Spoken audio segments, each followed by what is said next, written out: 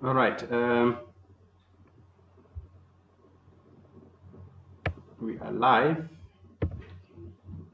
Like this. Uh, yeah, I noticed that last time you were you were complaining.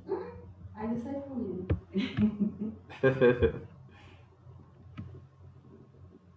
Okay, Natalie says she will join online. I decide for you. And Coco, like we struggled in the beginning, but once we got it, and then it was just like going. You Okay, I'm just waiting for confirmation from Madre and Naledi. Naledi is joining us online, just to find out if they are connected.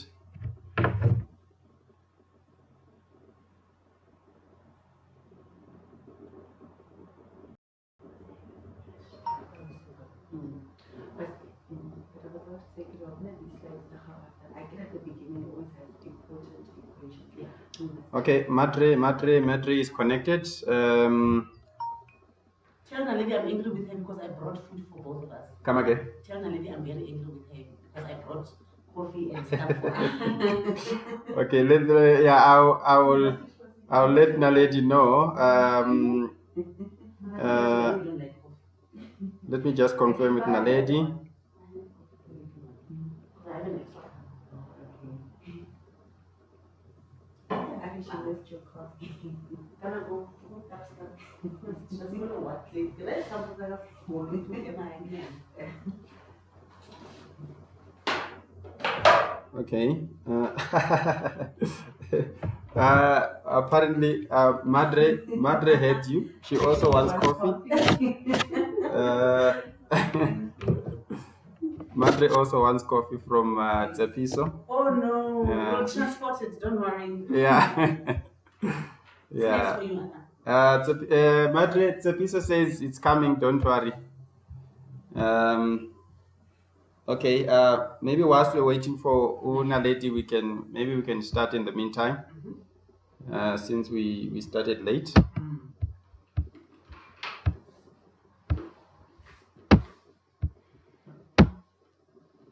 All right. So today we're going to be looking at risk and return. We'll be looking at risk and return. I hope my screen is not gonna give me issues, but it seems like it's fine. It's perfect.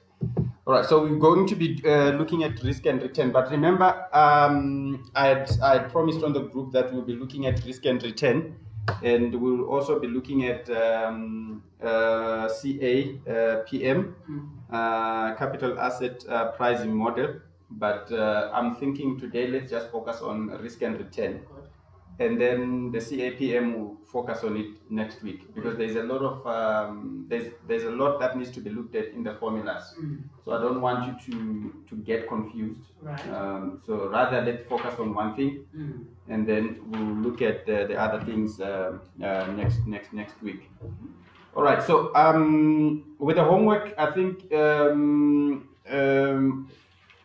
those that I've sent so far, I think it's I've seen some work from Lebu, and I've also seen some work from Madre, and I could see that you guys are coming along well. With a lot of practice, obviously, it becomes easier. So I would encourage everyone else as well to just send me the work that they've done. I think, just like I said, it will give me an opportunity to look at where do I need to help you, right, individually.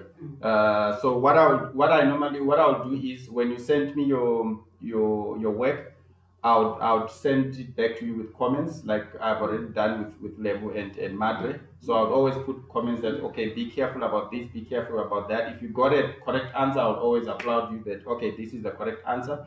So I could already tell that okay, this person needs help here and here and here.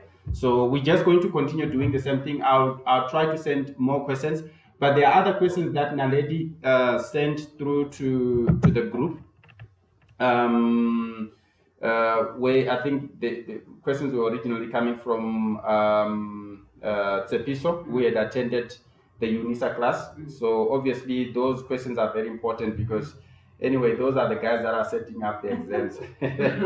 So I think it will do well to it will do us well to actually focus on those questions as well. So now what I've done is I've taken on risk and return, I've taken the questions that were on that and that's what we're basically going to be doing. So what I'll do is we'll look at the questions that I'll explain the answers and everything, but I'll also give you an opportunity I'll give you a question and then you are able to, I'm going to give you an opportunity to do it yourself so that at least you are able to see what is happening and how do you apply. All right, so for Madre and Naledi, if you have questions, just pop them up on WhatsApp so that I can actually be able to help you as well. And then when it's time for the exercise, I'll also give you an opportunity to write your answer, and then if you are done with your answer, you can just send me a screenshot of your answer so that I can be able to see whether you have done the correct thing. All right, so we are looking at risk and return, and we are looking at chapter, I think it's chapter 8. We are looking at chapter 8, risk and return, chapter 8, and from those questions we are actually selecting question 1 and question 6. Question 1 and question 6. All right, so now I'm just going to quickly jump into question 1, but maybe before I do that, you need to know that here we are basically dealing with they're calling it risk and return. We know that for every investment that's made, there's always a risk, right? You don't make an investment hoping that everything is just gonna go well. You're going to reap profits out of it and all of that.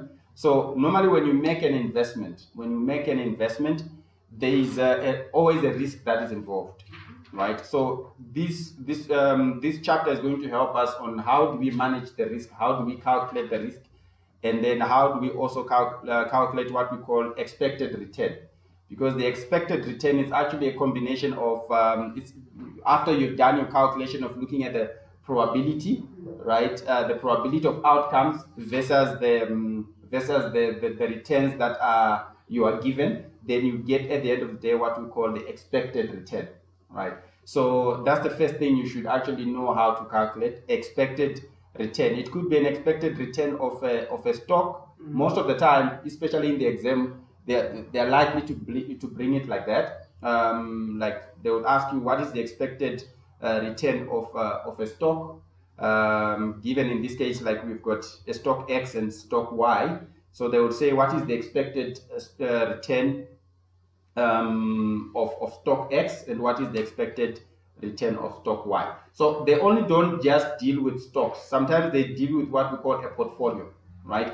Because a portfolio is basically when you put in a lot of stocks into one basket, right? And then you combine them all together. We call that a portfolio. I don't know if you understand, like when you make an investment, obviously you don't just make an investment in one thing.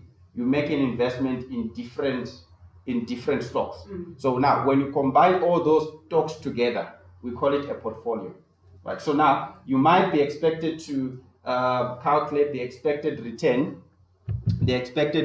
of a portfolio. So we are going to look at, that's the second part. So the first part is this one, where we are looking at stocks separately. And then the next one, we're going to look at a portfolio as a whole, right? So you need to be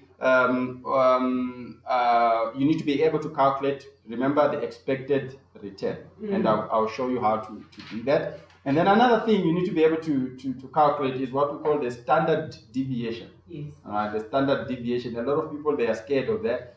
Right? It is funny calculations and all that. But what I'm here to tell you that is that it's so easy, right? I guess you'd always say, yeah, because you are our tutor anyway, you will always say that. But with a lot of practice, right, you just don't need to do it once. With a lot of practice, you find that it becomes easier. And what I can also tell you is that the more you practice, the more you even better understand what you are doing.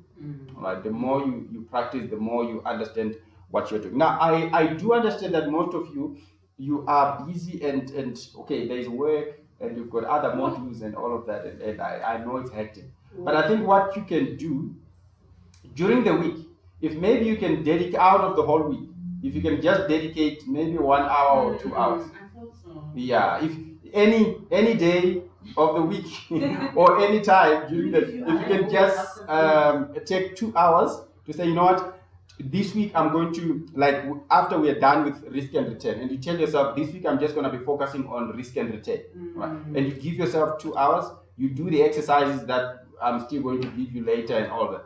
In 2 hours, right? You complete your 2 hours, and you know once you're done with those 2 hours, you know you're done. It's like you don't owe yourself anything, right? So I think it's going to help you, especially a great deal, especially now that you're preparing for the exam, because as much as there is a lot of work to be done, as much as we've got a lot of work to be done at work, you still need to pass the exam, right? So we sort of cannot compromise.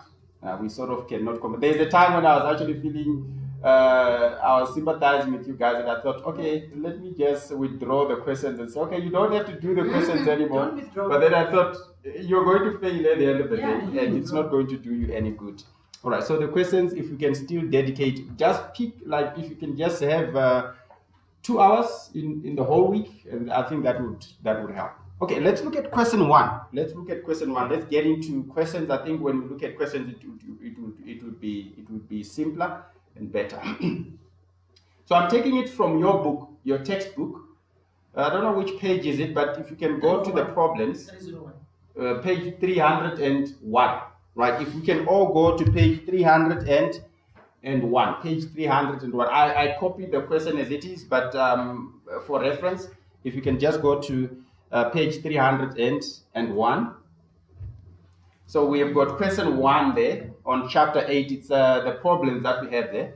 There is a table that you find there on question 1. It says you have estimated the following probability distribution of expected future returns for stocks X and stock Y. So we have got 2 stocks here. Yes. Right? We've got 2 stocks. We've got stock X and stock Y. And you could invest in stock X, you could invest in stock Y. So this is where you are now checking in terms of the probabilities and the returns, which stock is better. Yes. Right? Now, in terms of the probabilities, what we are basically saying there is that if you look at let's focus on stock X. Right? They are basically saying, let me just put on my laser there. So if you look at on the probability, we've got probability and returns. So now they are basically saying there is a 10% chance, because 0.1 is basically 10%. They are saying there is a 10% chance that the return on this stock will be minus 10%. In other words, it's a negative return. In other words, we are saying you're going to get a loss, right? You lose out on this. There's a 10% chance that you will get a return of minus 10%. What we're also saying here, we are saying there is a 20% chance that you will get a 10% return on this stock. There is a 40%, 0.4, it's 40%. There's a 40% chance that you will get a 15% return. There is a 20% chance that you will get 20%. There's a 10% chance that you will get 40%. That's basically the interpretation of all of that, right? Because I don't want you to just look at numbers, but probability, return, and then you just memorize on how you calculate. I want you to understand what is basically happening. All right. So there is a probability. This is the chance, right, that you will get this return. The same thing here. This is the chance that you will get this return. This is the chance that you get that return. So remember, these are percentages, right? Now, the probability could well be written in terms of percentages, but it's always better that we leave them like this, right? I will let you know why. I'm not saying you'll be penalized if you put your probability in percentages, but it's better that you leave them, because especially when it comes to your calculation, right, it makes it easy. One has to be in percentage form and the other has to be in decimal form, right? It's just a way to make your calculations easier. Yeah. All right, I'll explain when we look at at the questions and answers. So this is the situation that we have. We've got two stocks, right? I guess we are now able to understand what that table is saying. All right, and then they are saying, A, what is the expected rate of return for stock X and also for stock Y? So obviously, this is something you can expect, especially when you're looking at risk and return. You're bound to expect a question that says, what is the expected rate of return for stock X and for stock Y? All right.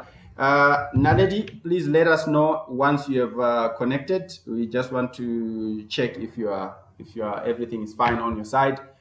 All right. So yes, Tsepiso has a question. Is there a formula for calculate? Yes, there is a formula. There is a formula. There are actually two ways, and I'm going to explain both of them. So you will have to choose which one is easier for you, right? There are two ways in which you can actually calculate the expected return. So this is one way I've done it, right? Where I'm looking at it from a table perspective. So it's the same table that I have there. So I have stock X, and remember this is stock Y. So for stock X, the probabilities are still the same, right? And the returns are still the same. I've just copied them as I'm given from the previous table.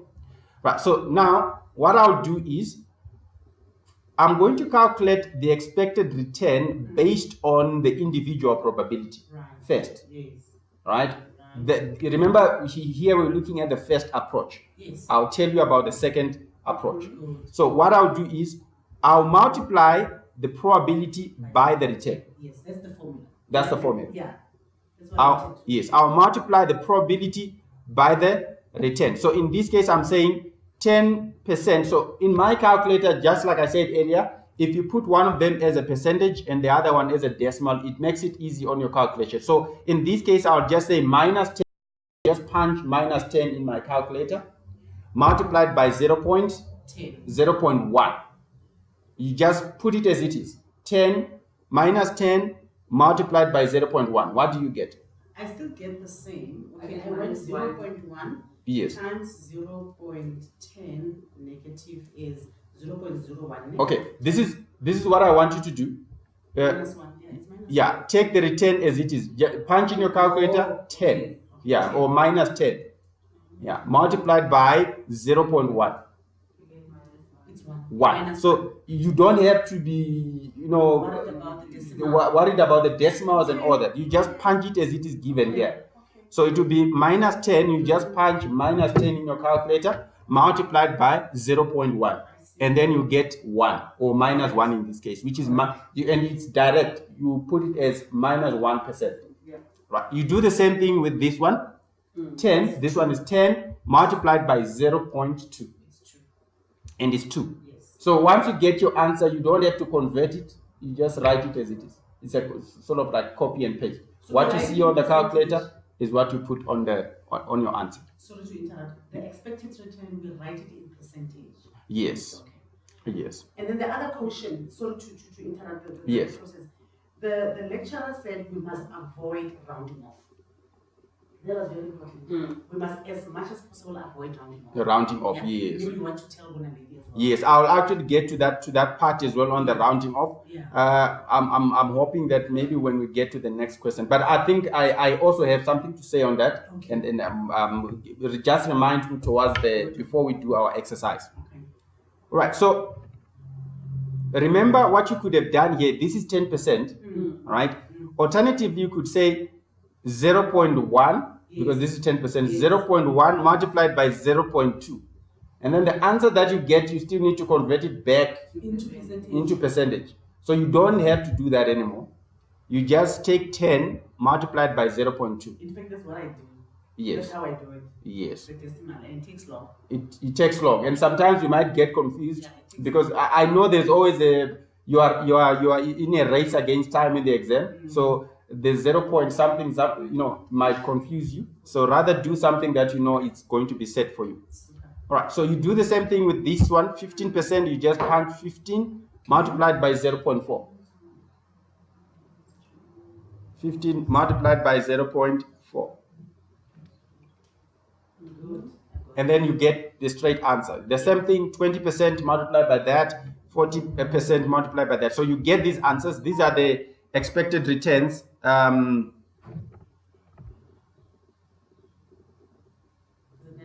Okay, so Madre had sent a message, but it's fine. She's fixing it. Okay, so this is for the expected return based on the probabilities, on the individual probabilities for stock X. So you do the same thing for stock Y, right? These multiplied by that, these multiplied by that, these multiplied by that, and you get these expected returns, right? So now here, what I'm having at the bottom, because we are not done, what I'm having at the bottom, we are now looking at the expected return for the whole stock. Yeah, because these are the individual stocks based on the probabilities, right? So what I'll do is I'll just need to add everything that I have here. But remember, some of these are negative percentages, right? So if it's a negative percent, just put it as a negative. Like in this case, I've put -1 plus 2 plus 6 plus 4 plus 4. So I'm adding all these things, right? So, and then I'll get -15%, right? This is my total expected return for stock X. It's positive, 15%. I'll do the same thing with, I'll do the same thing for stock Y. Madre is back on. Thank you, Madre. Okay, so we do the same, we add everything. So this is what I have here. Expected return for stock Y is equals to 0.4% plus 1.4% plus 3.6% plus 3 plus 1.6, and it will give me 10%. So this is one way in which you can calculate the expected return. Right? I've added everything that I got here from the table. In fact, that's how we did it in class. That's how you did it in class. Ne? I think I like it better because sometimes it avoids a lot of mistakes and all of that. It works for me. Yes. And then the alternative, I'll explain it, all right, in case you might want to try it, right? The alternative is to say maybe you copy the table as it is, right, without putting this column of expected return, like you copy it as it was here, all right?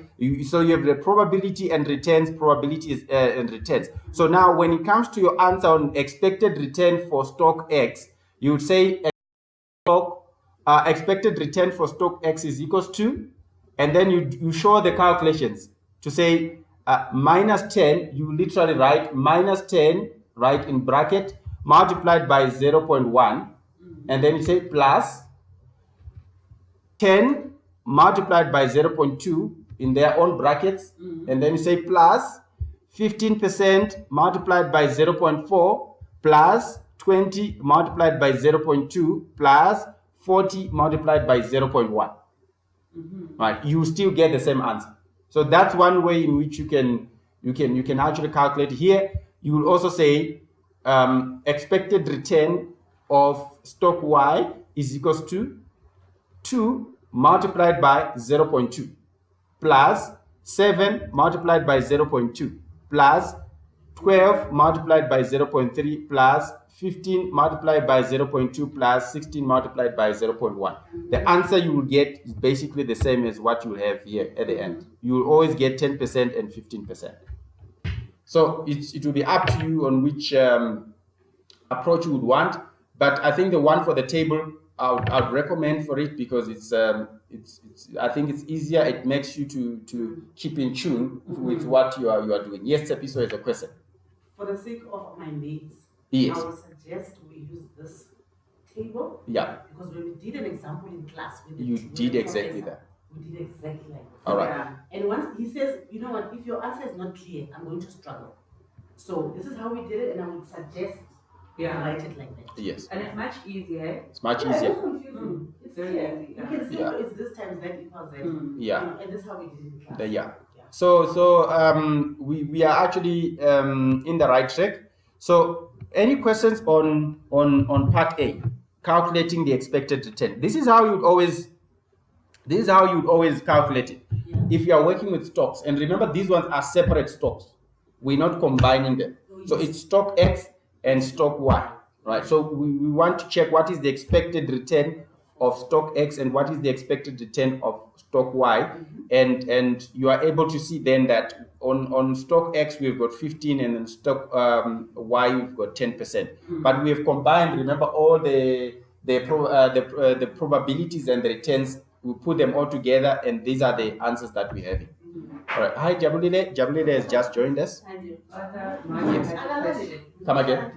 Marjorie has a question. Madre has a question. Let's check. Thanks for that. Oh, Yeah, I think it's also good that we check our WhatsApps as well, because it helps us to see. Okay, Arthur, the mistake that I made with this one is to convert the probability into percentages. I saw this in some examples online.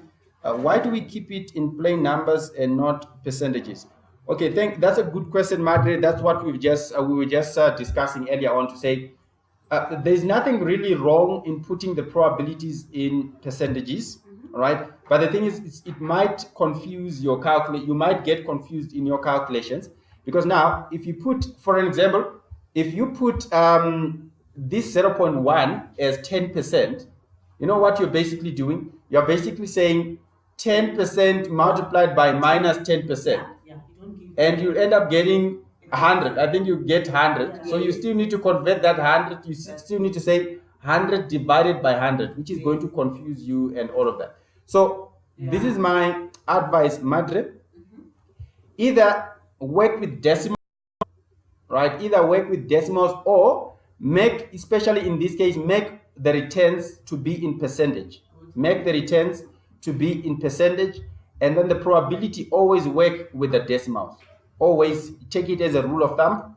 Probability should always be in decimal, Yes. and returns should always be in percentages. So that when you punch in your calculator, you just punch the numbers as they are, and you do not need to struggle, right?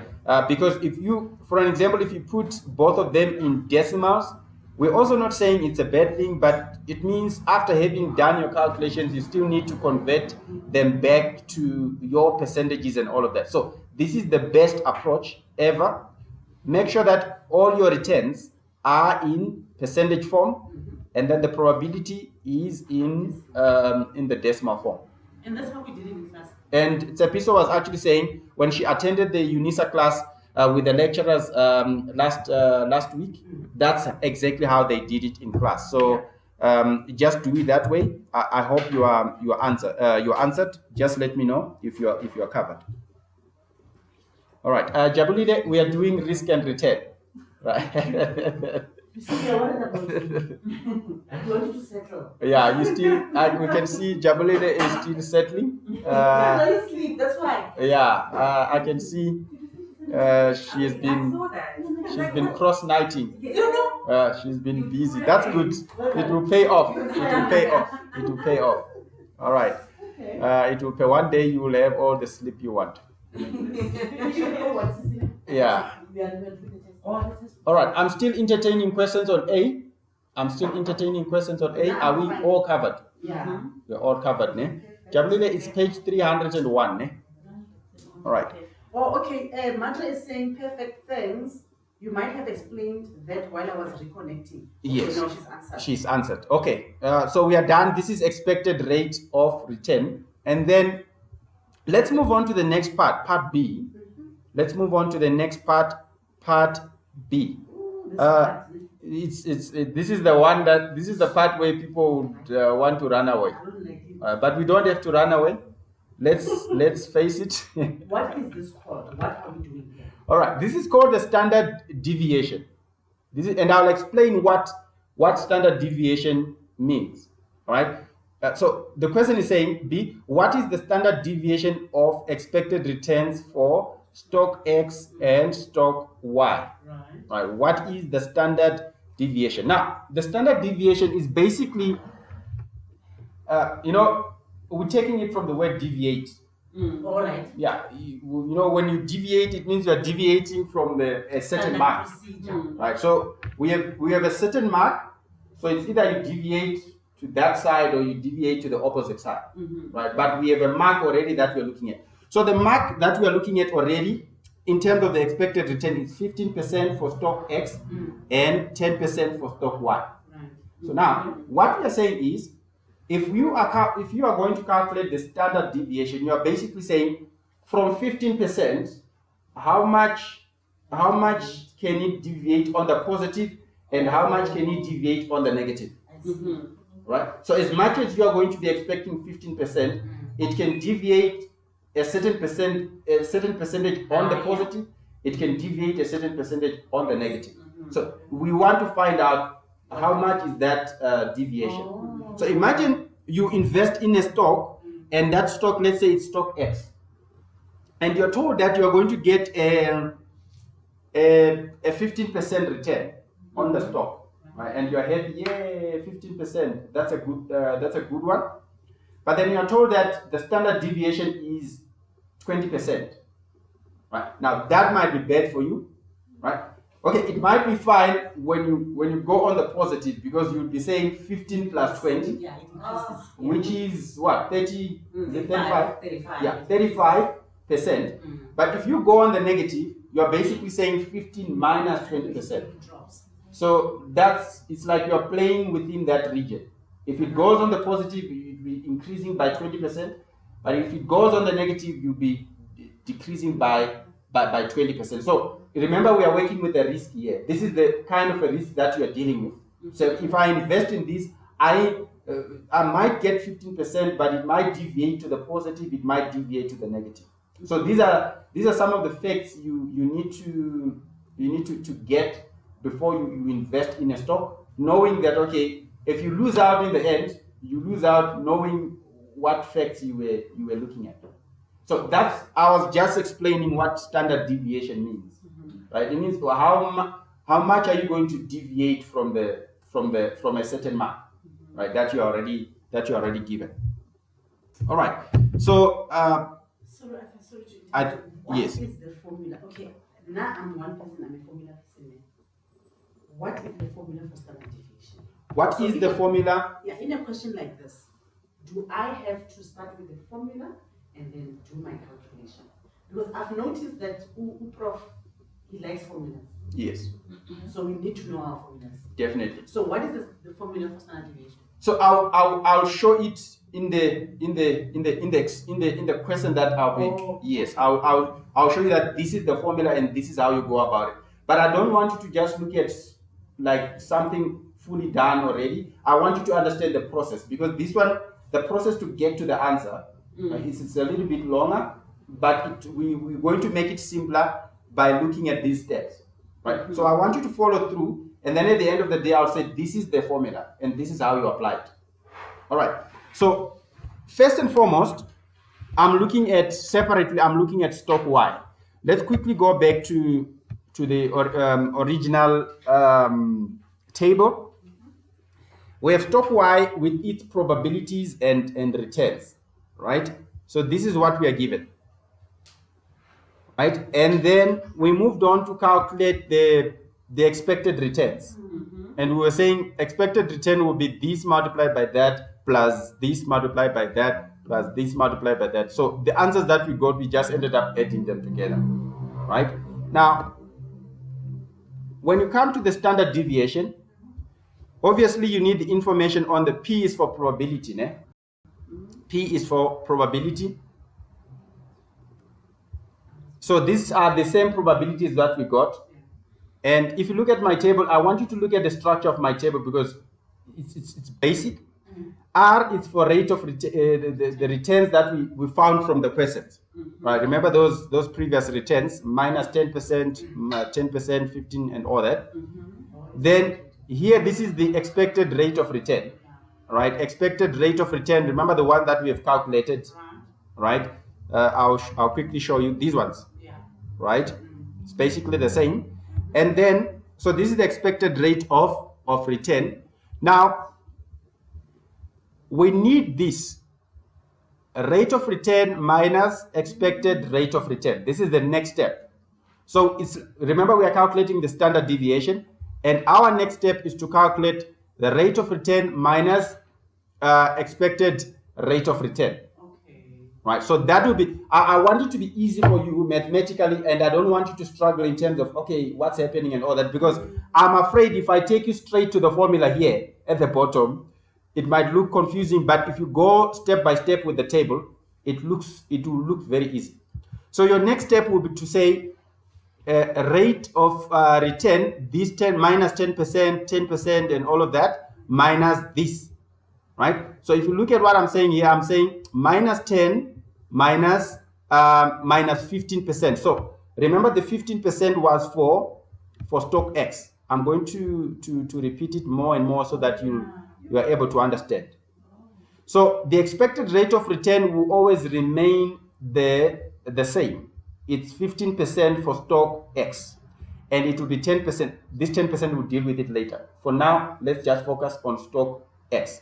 So this 15% is what I'm focusing on, and I'll show you how I'm applying it here. So I'm saying rate of return minus the expected rate of return. So in other words, I'm taking this 10 minus 10% and I subtract the 15%. Look what I've done at the bottom. I'm also subtracting the same. 10 minus 15, 15 minus 15, 20 minus 15, 40 minus 15. So this expected rate of return is the expected rate of return for the whole stock. I'll stop there just in case there are questions. I don't want to rush. On this expected rate of return, then minus 1%, 2%, 6%. Yes. That one, why can't we just maybe put 15% just to give? On that one, which one? This one? Because I might be tempted, instead of 15, I might put One. I'm looking at that. Okay, no, it's fine.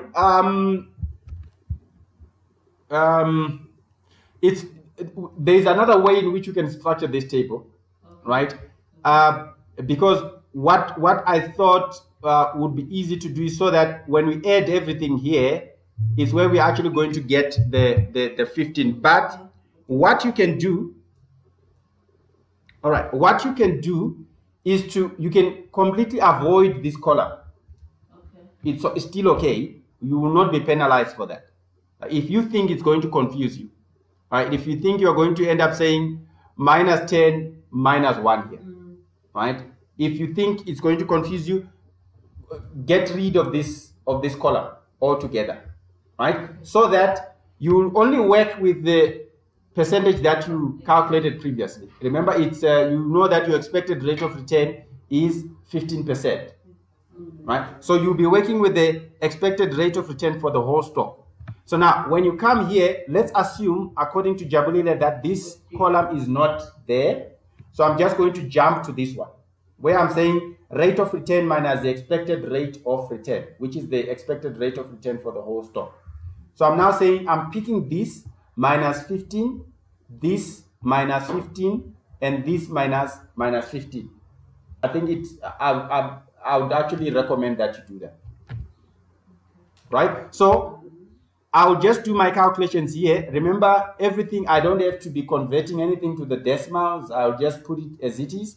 So it will be minus 25% here. You need to be careful because this is minus 10% minus 15. So minus 10 minus 15, it should give you minus 25. 10 minus 5 minus 15, it should give you minus 5. 15 minus 15 is 0. 20 minus 15 is 5. 40 minus 15 is 25. Why do we have minus 5 for the second? On second one, why do we have minus 5? Because we are saying 10%, this 10% minus 15, because the 15 doesn't change. It's going to remain the same. Less. Okay, Yes. 10 So you're saying 10 minus 15, and it should give us minus 5. Be careful on the first one, right? Because I know you might even get a negative. They always like bringing a negative one, right? So here on the first one, where it says minus 10. So remember, there's a temptation to look at this minus 10 and 15 and then you think, oh, it's 10 and 15, so it's going to be minus 5. So you need to be careful. It's minus 10 minus 15, and it should give you minus 25. Be careful on that one. All right. So are we fine on this column?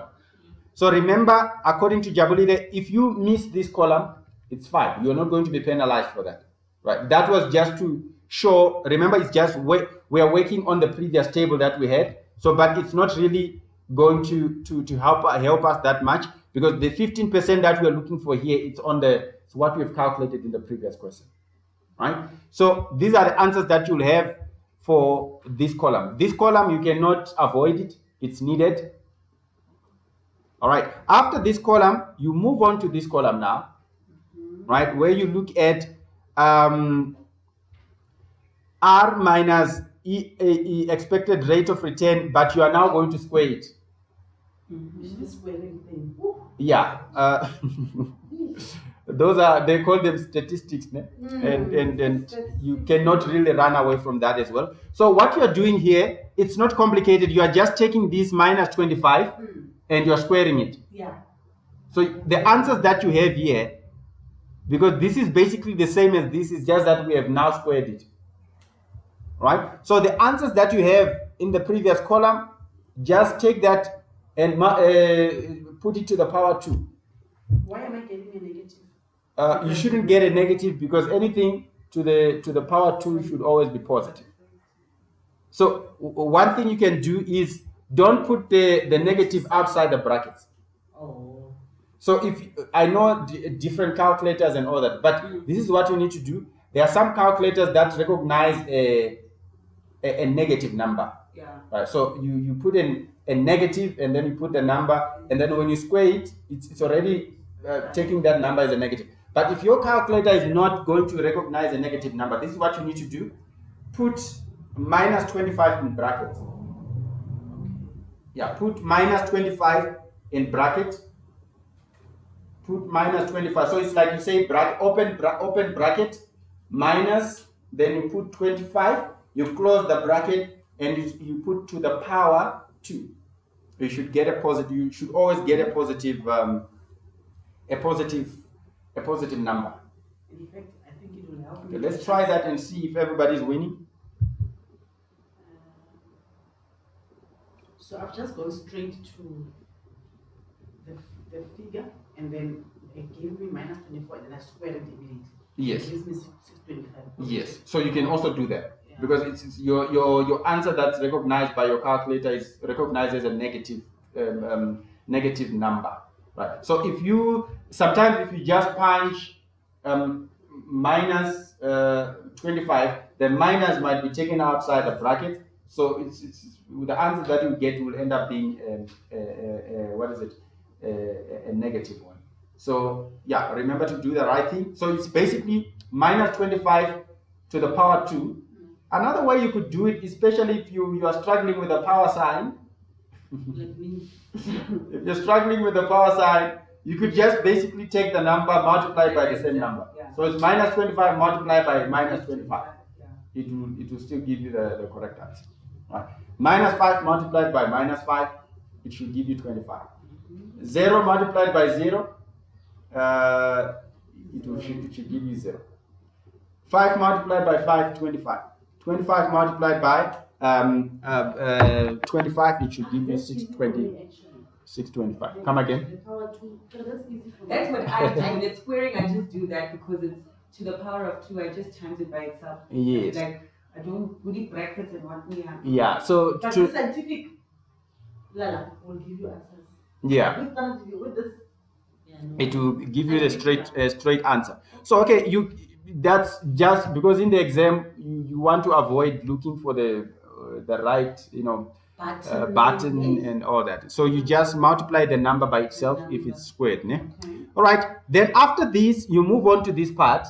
This part you are now saying the answers that you have here, because if you check here, it's saying R minus expected rate of return squared, which is basically the same as this, but now you are multiplying it by the probability. So these answers, all these answers, you multiply by the probabilities, right? So you're taking, in this case, 625 multiplied by the probability, which is 0.1. Right? And then here 25 multiplied by 0.2, and then you do the same for all the others. You should actually be able to get these numbers: 62.5, 505, 62.5. Yeah. All right. So once you are done, once you are done, then you come to your standard deviation. You come to your standard deviation. Your standard deviation now for x. Remember, we are calculating the standard deviation for x. Now, coming on to Tsepiso's question, what is the formula? What is the formula? This is the formula, Tsepiso. We are basically, at the end of the day, what we are calculating, we are saying we want to square all of this, right? So if you see what I've done here, all these answers, it's an addition of all these things, right? This plus this plus this. You see what I've done here in the square. What do they call it? Square root, right? So I'm going to square to square root everything. Everything is going to be under the square root sign. Once I have put everything under the square root sign, I will get my standard deviation. It's easy that way, rather than looking at it from here. Because another approach is to say a standard deviation.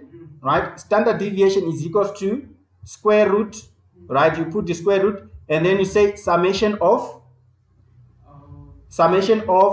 p multiplied by r minus ERR squared. You see how complicated that sounds? Do you realize how complicated that sounds? It sounds so complicated, and for you to actually now be able to figure out all these things, it's like you are expected to come up with these answers without having followed this. So this is my suggestion. Master this table. Yes. After you this is basically copying the table as it is. You move on to this part, you move on to this part, you move on to this part, and then after you get all your answers, you just put everything under the square root sign, and then you get your standard deviation. So your standard deviation in this case will be 11.62, right? Now the 11.62, remember what I said earlier? It's how you're going to deviate from the mark. So remember, our mark is 15%. So if it deviates to the positive, it means you're saying 15 plus 11.62. So they are normally called points, right? The standard deviation, they are normally called points. Right, so it's like you're going to deviate 11.62 points to the positive, or there's a possibility that you will deviate 11.62 points to the negative. So this is what we are going to.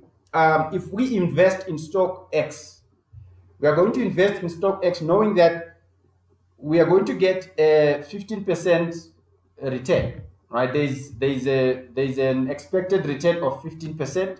But that 15% can be what? 15 plus 11.62. If you can just quickly punch in your calculator. 15 plus? 15 plus 11.62. Come again? 26.62. 26. There's a probability that you will get 26.62. But there's also a probability that you will get what's 15 minus 11.62. 3.38. There's a probability that you can get 3.38% return. So when you get that return, don't despair much, because you knew that this is the standard deviation. So standard deviation, you're basically saying this is how we are going to deviate from the mark that's given. Okay, you said the formula is that standard deviation. Yes. Equals to. to. Is it outside? Yeah. Yeah. Okay. I'm just going to quickly write something on the board, and then if somebody can just take a snapshot of that, so that Madre and other people can also be able to see. There are my markers. Yeah, standard deviation.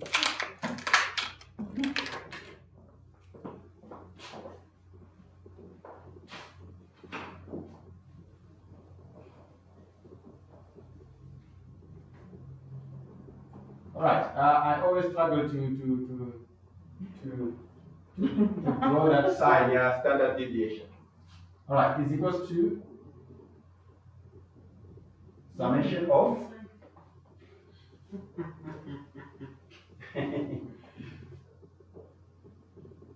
minus another sign for expected rate of return. You just write your R like that. You put a dash on top, right? So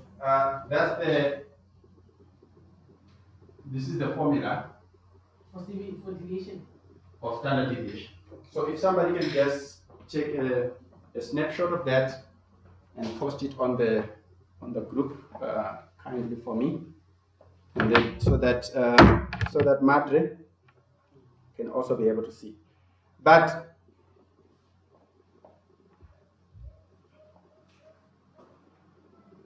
right, so that's basically the formula, right? But if you are going to work with, I know there is a temptation, right, to just take that formula in the exam, to take that formula and you want to work with that because it looks so simple. You think, I can. No, it's difficult for me. No. Not for me. It's We are here for this table. not for me. Yeah. So what I'm saying now is saying don't just go to the formula straight. Rather deal with the table, because if you deal with the table, you are going step by step, and that's how you get your answers. Right. So that's basically the formula for the standard deviation. All right, but this is summarized in this what I've done here. Right. Any questions? Let's ask if there's any questions on the standard deviation for X. Standard deviation for X. Is there any questions? Standard deviation for X. Let's look at it carefully. Remember, this you can avoid. Right? There's not. You can put it. You can leave it. It's not really going to help much, right? Because what we need basically here is the 15% from the previous. Why are we not? Okay. Why are we not putting the expected rate of return as 15? I was about to ask the So it doesn't same thing. confuse Won't it make it easier if Yeah. you know you've got it, that ERR as -1, maybe Yes. even if we just Put the we just 15. as 15, right? Because then at least it's It's like easier. yes, it makes it easier also to follow. Yes. Okay. Like it crossed my mind. I don't know. So if you are going to put 15 throughout, Yes. I'm worried you might get penalized. Okay. You might get penalized because it's making an assumption that the expected rate of return based on this probability is 15%. Oh, okay. Can we Individual. change? No, I get you. Can we, if we change the, maybe if we don't say, can't we say total ERR for stock? Yes.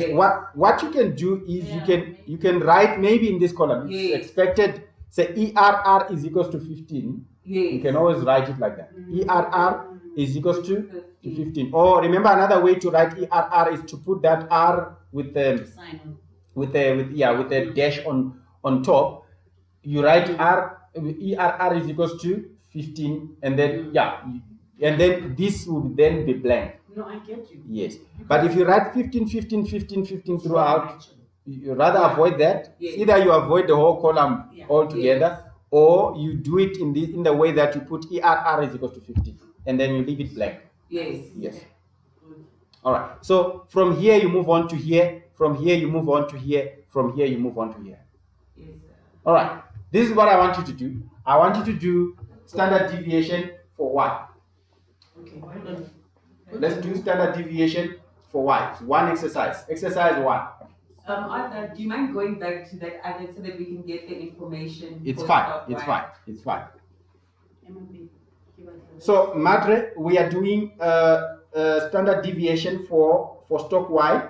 If you can hear me, can you just try to put it down in your attempt that exercise, and then once you are done, just send me a snapshot, and then thanks for highlighting that they shouldn't mind about my standard deviation sign.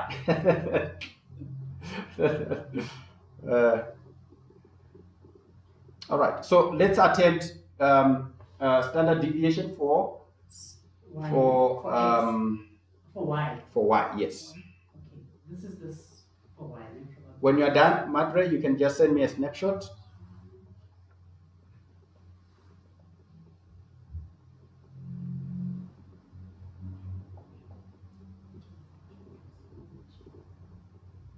All right. If you're also struggling with the standard deviation sign like myself, you don't necessarily need to Wow. write to draw it. You can just rather write standard deviation is equals to right. Standard deviation for just like I've done here. Expected return for that. Right. Another way to put it was to say R and you put that dash for X is equals to that. So you can just write it in full. Okay. But if you are an artist, feel free. All right, just let me know if you want me to move the slides so that you can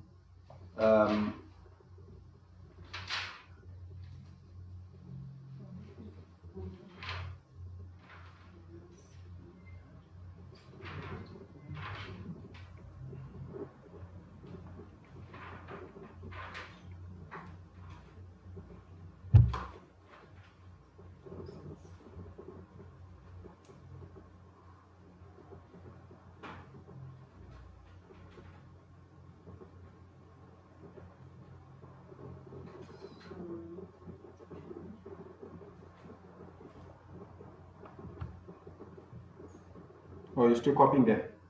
Or should I leave it here? Can I just check I think I something? wanted here. I just want to confirm something. You want the previous one? Yes. Information. Yeah, this one. I think I've copied before. Okay. You go to the next. I thought you should actually Yeah, it's fine. look at this one because it's No, basically I want this one. yeah, it's actually that previous one, but it's extended now. So I think this one will do better. I want you to so that you are able to reference.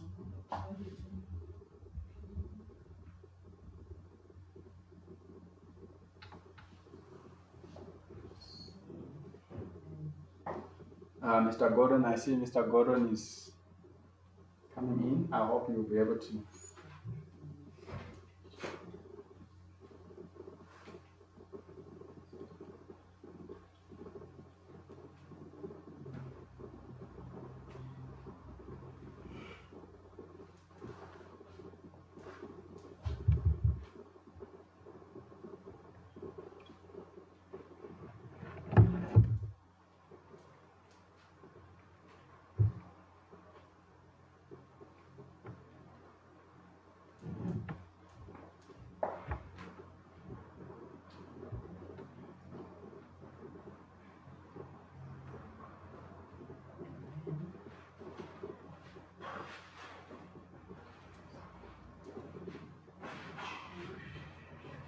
Mr. Gordon, how are you?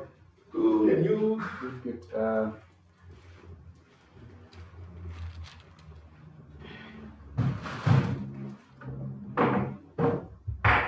Is Naledi in? Madre, Is she online? Madre. Well, Naledi says she'll have to watch the video later. Oh, Yeah. she has a child who plays soccer, so eh. Oh yeah. Mm.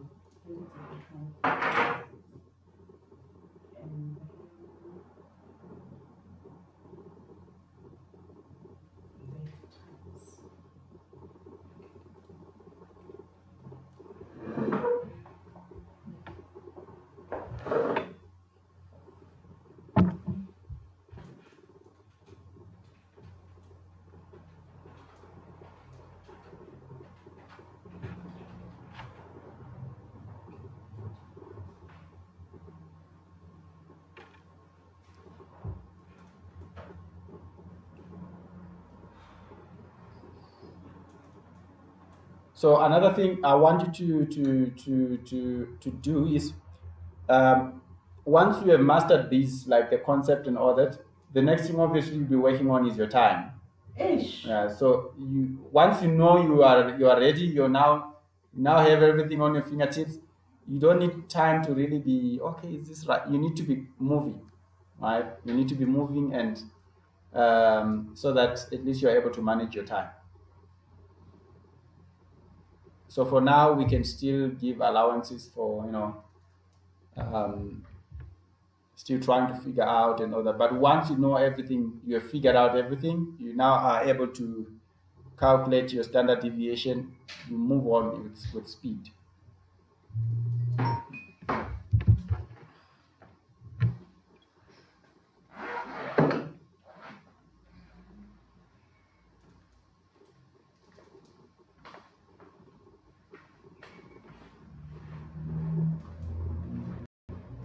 Father, Yes. do you mind come checking mine and tell me if you can? Okay.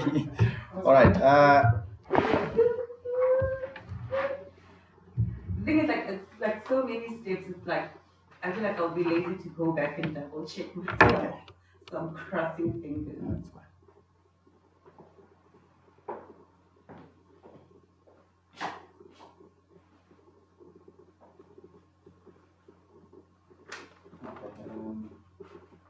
I'm just assuming, I had the answer the next slide, but I'm just assuming that these are correct.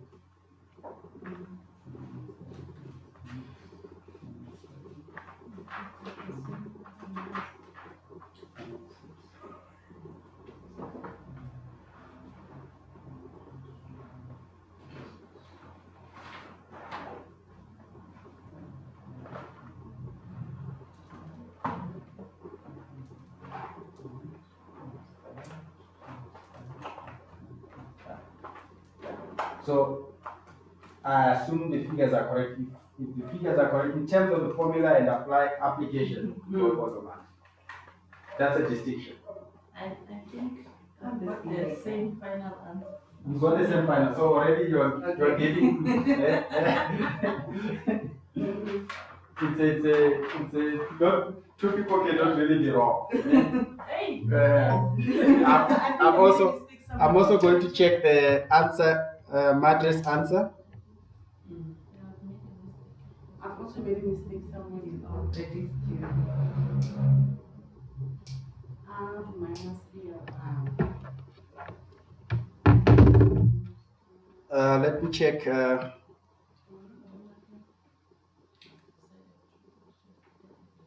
I think also like maybe but you see that how also even like my what the other NPV table it goes in extra column I just so that I can only see where I went from. Or I can see where I get the 64 kind of around the 6.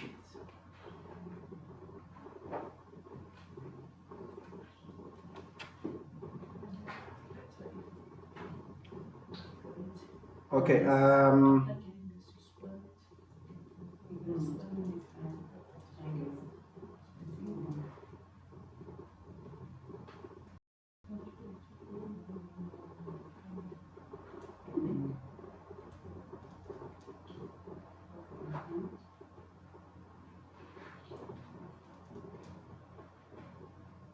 Oh yeah.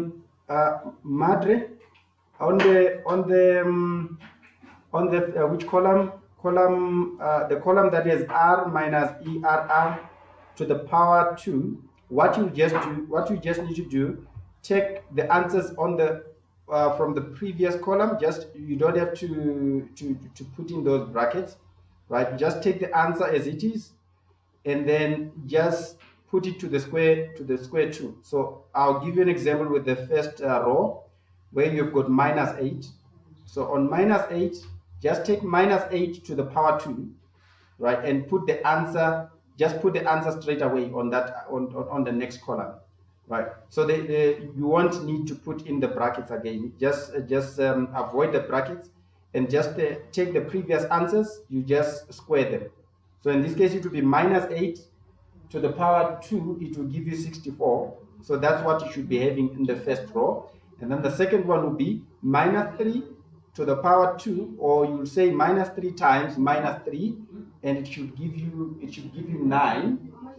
And then the third one, I see you have got 2 there, so it will be 2 to the power 2, and then you get 4. So you do the same, throughout. And then the last column, because you still need to go further and put the column that has got probability minus the answers that you would have gotten from this column. So in this case, you will now be saying in first column it will be 64 multiplied by the probability of 0.1, and then the other one will be 9 multiplied by the probability of 0.2. Right. So if you can just try that. You go to second function.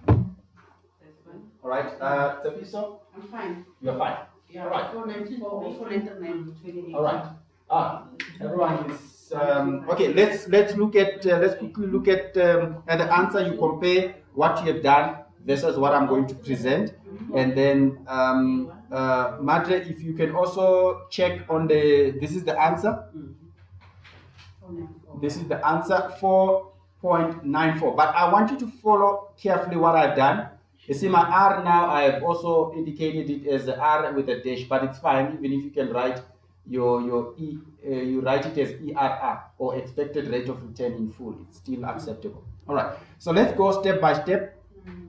We've got the column for the probability, right? We've got a column for the probability, and then you've got a column for a rate of return. You've got a column for a rate of return which you are given, and then you've got your, remember with this column we said it's either you avoid it completely or you write on top that expected rate of return is equals to, in this case is 10. We are working with 10. All right, and then we move on to this part, rate of return minus expected rate of return. Our expected rate of return will always be 10 throughout. Yeah. So in this case it will be 2, this 2 minus 10%, and it will give us minus 8. 7 minus 10, it will give us minus 3. 12 minus 10, it will give us 2. 15 minus 10, it will give us 5. 16 minus 10, it will give us 6. Right? So now, when I move on to this, right, don't think you are doing something completely new.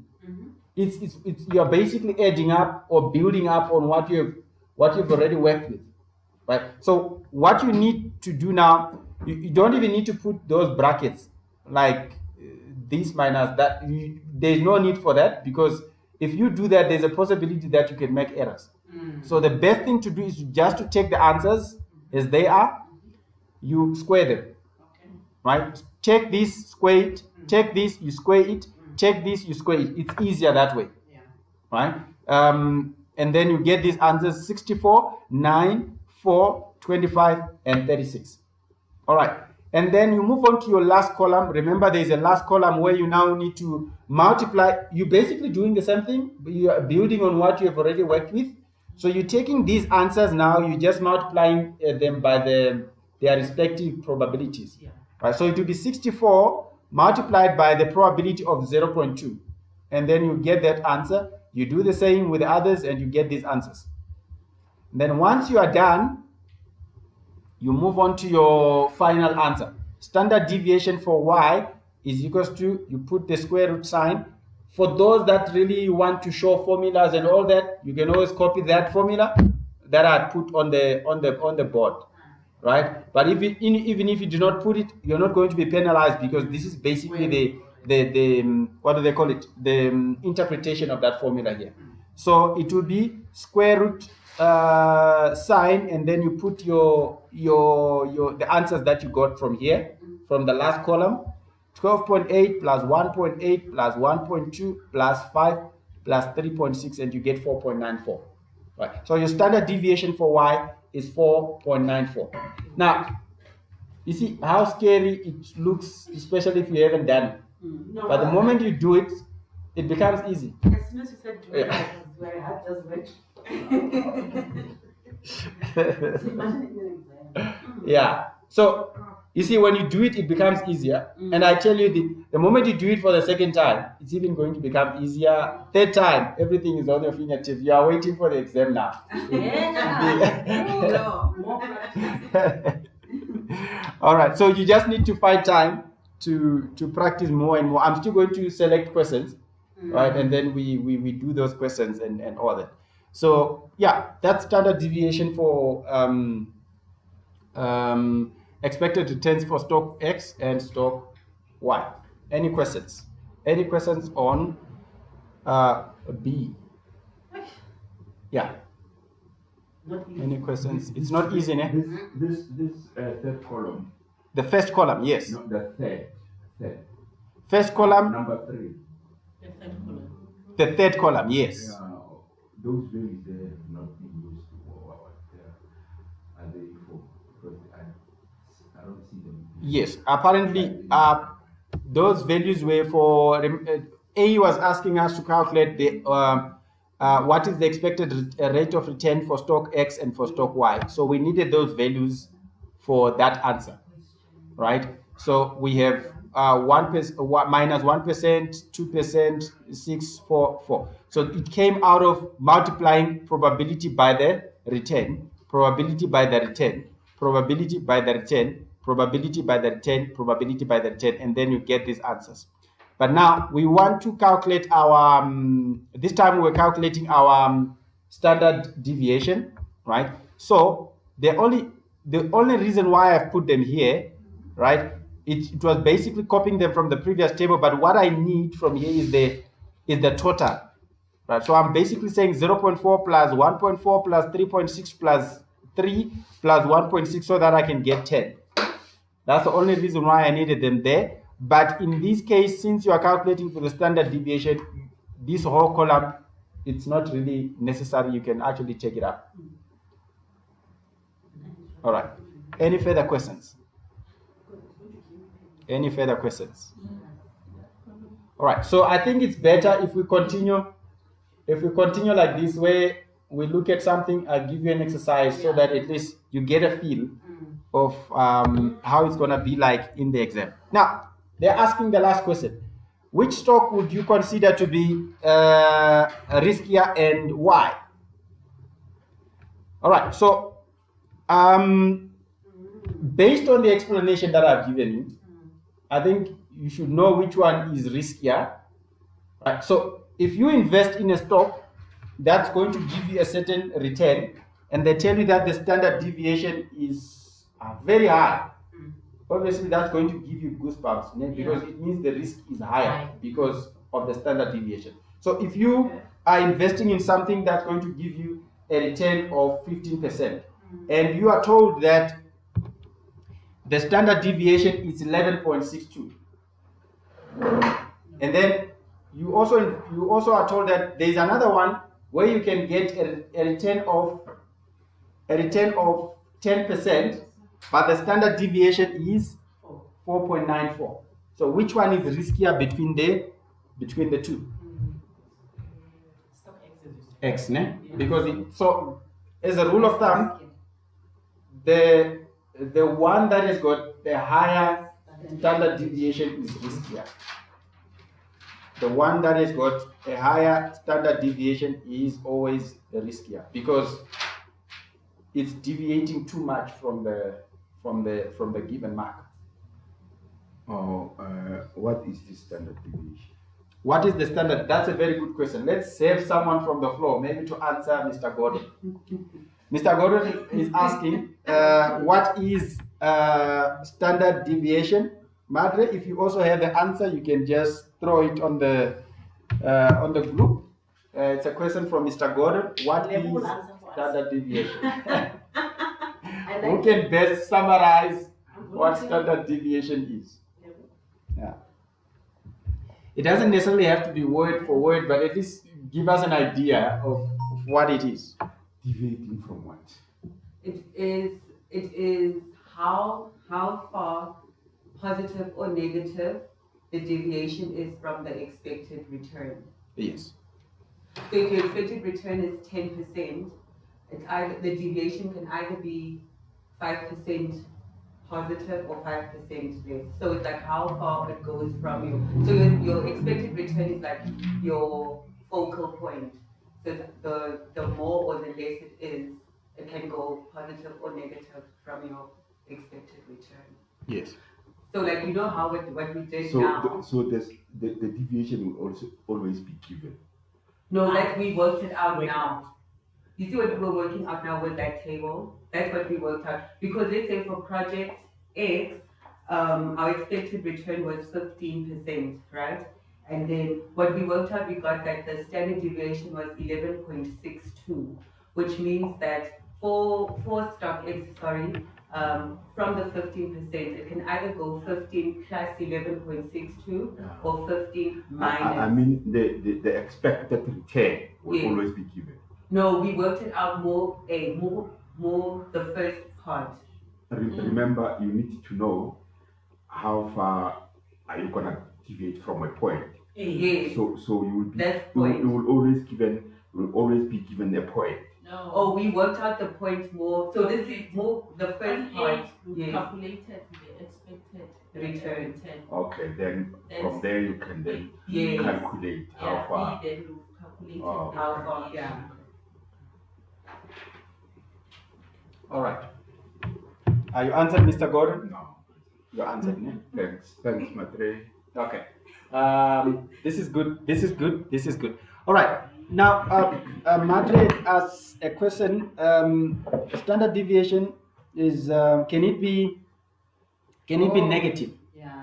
Yeah. She was asking if standard deviation. What do you think? Okay. I want you to look at this table, and tell me if standard deviation can be negative. According to Jabulile, she says it cannot be negative Because of the square root. because of the square root.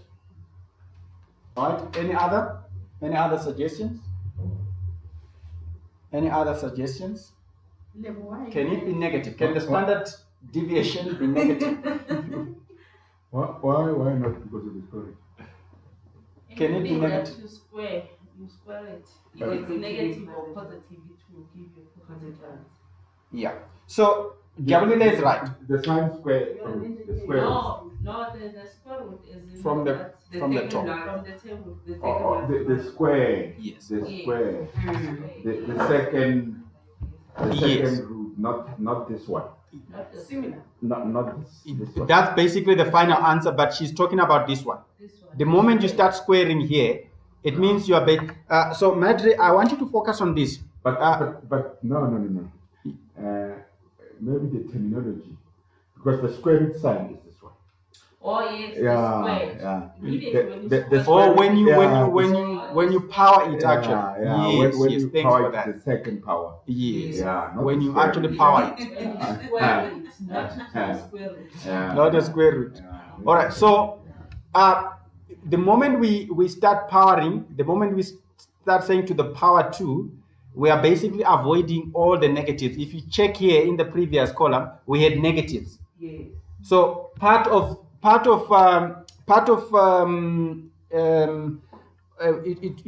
I put it? It's we want to arrive at the end of the day. We want to arrive at a positive number. Right? So it can never be negative. A standard deviation can never be negative because we want to check. Remember, it's actually measured in points. So we're saying we have 4.94 points, and if we have a mark, in this case we have 15%. We are saying how can it deviate? How many points can it deviate on the positive, and how much can it deviate on the negative? But what are we referring to? To the expected return. Yeah. In this case of is it 10? This one is for Y, ne? Yeah, for Y the expected return was 10%. So 10% becomes our mark.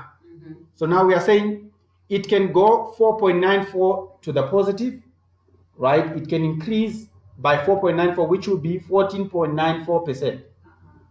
Or it can decrease 4.94 to the negative, which would be 5 point something, right? So that's basically what we are saying. That's why at the end of the day, these points can never be negative. Yeah, these points can never be negative. Yes. Yes. So, so you know the second last column, Yes. it's actually necessary to convert any negatives to the Yes, positive. exactly. It's like that's the reason in the, because at the end of the day, remember what we are having here. It's a formula, but this formula it's based on estimations, Mm-hmm. right? It's not exactly the correct exact figure. So what we are saying is we want to arrive at certain points that we need to have.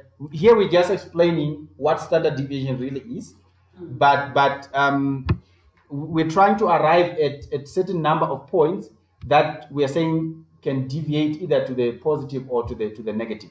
So we want to avoid negatives. So the best way to avoid negative is to power them, right? It is to actually power by 2. So if you power any number by 2, it will always give you a positive.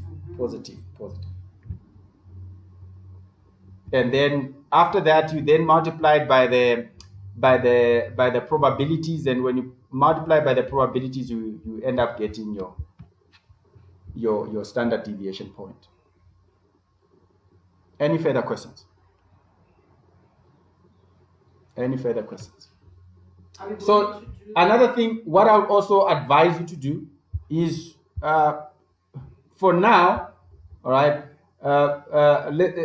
if we can avoid maybe getting into nitty gritties of, okay, so let's master the formula, right? After this step, you go to this step. Otherwise, it's going to confuse you in the exam. I don't want you guys, out of what we've done, I don't want you to take can it be negative?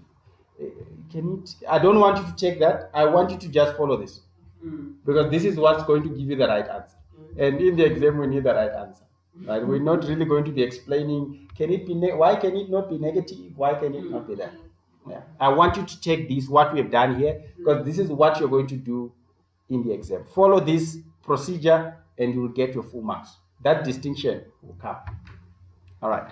Any questions? Yeah, which stock is riskier? We have indicated the stock that's riskier. So the one that is the higher standard deviation is the one that's riskier. And yeah. Any further questions? All right, thank you, Madre. Got it. Let's look at question 6. The next other question is page what? Page 3, is it 302?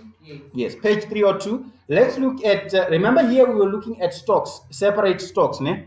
It's like we're looking at stock Y and stock X and stock Y. These were separate.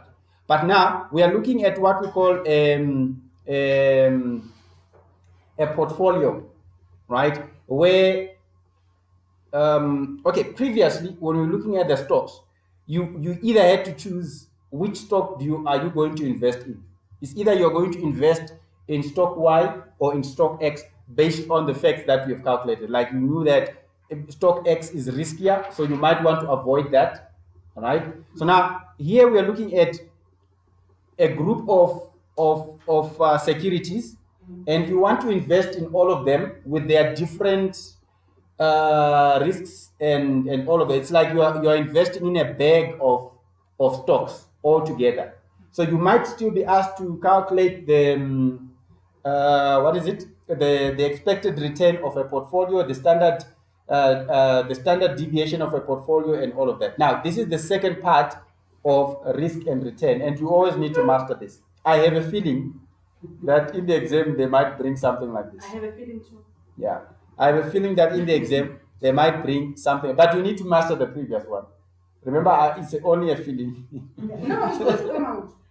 All right. Very important. Underline. Yes. Very important. Tsepiso, when she attended that class, they said, underline. You expect a question on portfolios. All right, so let's look at a question on portfolios. Question 6, page 302 from your textbook. Ne? You have the following information on 2 securities in which you have invested. So we have security Xerox. I don't know if I'm pronouncing it right. And the other one is Ford. And then we have expected return for Xerox, it's 15%. So the expected return is already given for us for Xerox and then for Ford as well. The standard deviation has already been calculated for us, right? It's 4.5 and 3.8. Now, without going to these ones, are you able to see the connection between these two? Right? Remember, this is 15% and the standard deviation is 4.5, right? And then here it's 12 and then here it's 3.8, right? And then the beta is 1.2. They have introduced a new thing now, but and I'll let you know where does it come in, where does it fit in, and all of that. But the beta is 1.2, and then for Xerox, and then for Ford is 0.98. Now, on CAPM, remember the other part where I wanted to, we're still going to deal more with betas and all of that. But here, the concept of beta is slowly being introduced. And I'll tell you when to apply it in the question. All right. And then the percentage invested, 35%, 65%. Now, remember, what we are doing is, here we are not choosing where to invest. We want to invest in both. We want to invest in both Xerox and Ford. Okay. But what we need to decide then is the percentage we are going to invest in Xerox and the percentage we are going to invest in Ford. But altogether they should give you 100%. So we are saying out of 100, 65% is going to be invested in Ford, and 35% is going to be invested in Xerox. Right? So altogether, if you add 35 and 65, it gives you 100. So our 100% investment goes into these two securities. All right, so let's look at question A. It's a bit of a theory, but I'll explain what is happening. Which stock is riskier in a portfolio context? Which stock is riskier in a portfolio context? And which stock is riskier if you are considering them as individual assets, not part of a portfolio? So remember, together they are a portfolio, but when we separate them, they become stocks. Like previously, we were dealing with separate stocks, but when you combine them, they become a portfolio. So now they are saying, if you are to put them together, right, in a portfolio context, which stock is riskier in a portfolio context? Now, that's the reason why I said I'm going to explain now where the beta comes. Because beta was only introduced when you start entertaining the idea of portfolios. Right? You need to be able to know that you're not only going to be using the standard deviation alone to determine the riskiness of a stock. The moment you are looking at it as a portfolio, then we need to introduce another, we call it a risk factor. It's a risk variable called beta, right? This is basically where you are looking at how other stocks like these are performing within the same market, right? So we've got 1.20 and then 0.98. All right. So this was just to help you understand the beta, but we're still going to talk about it more.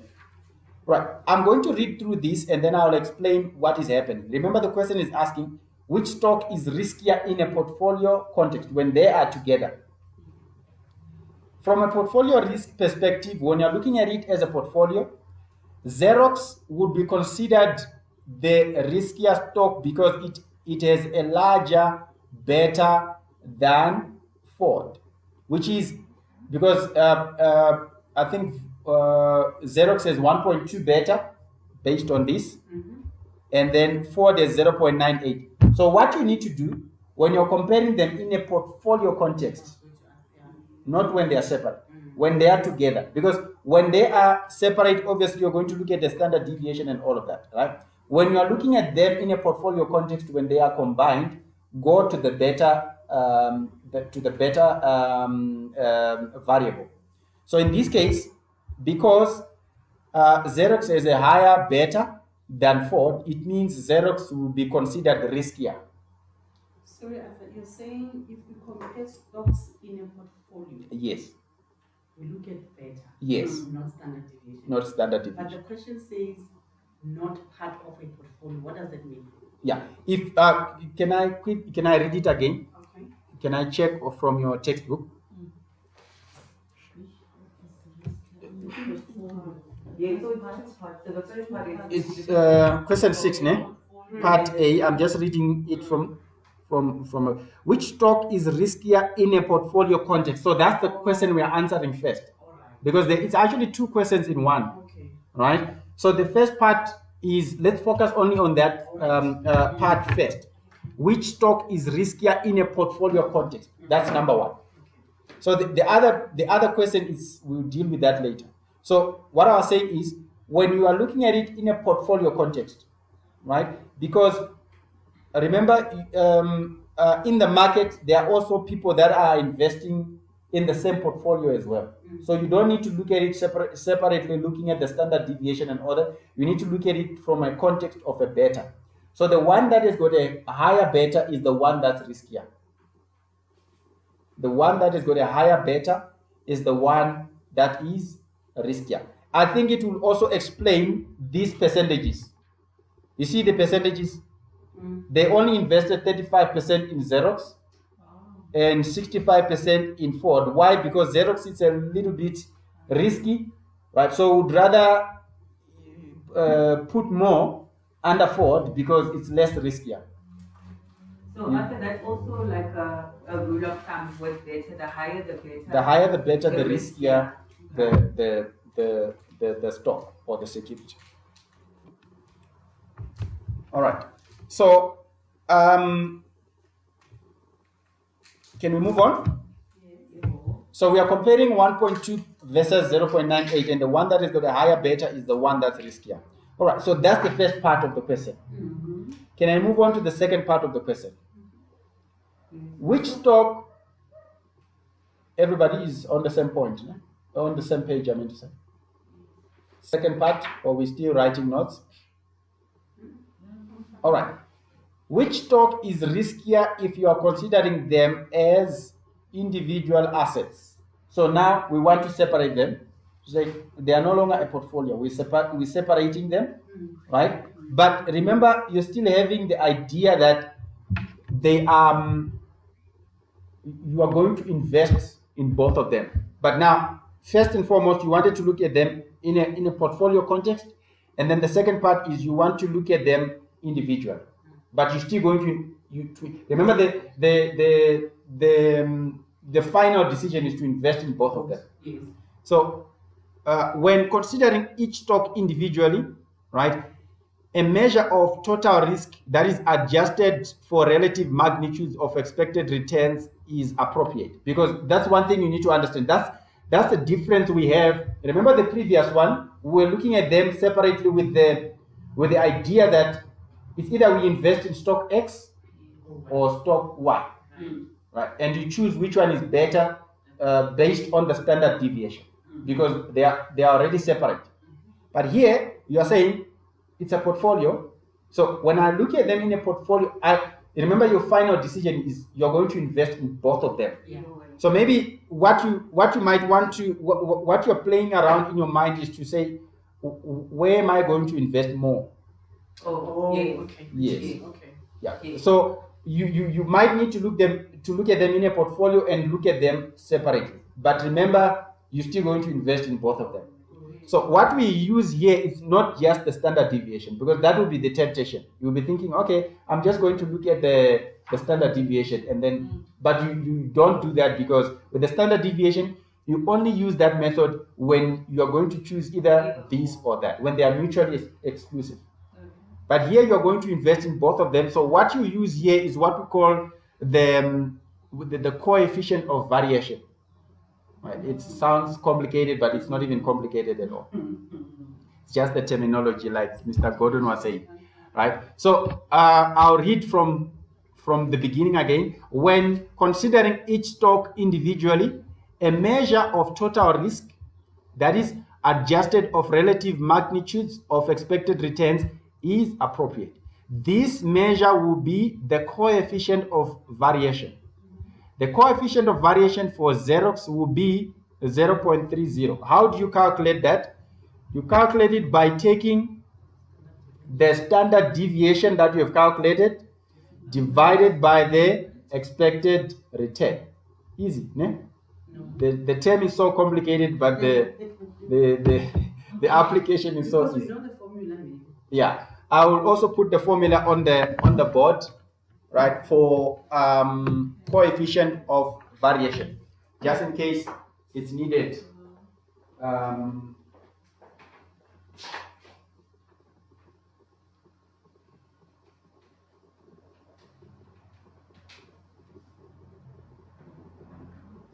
Coefficient of variation.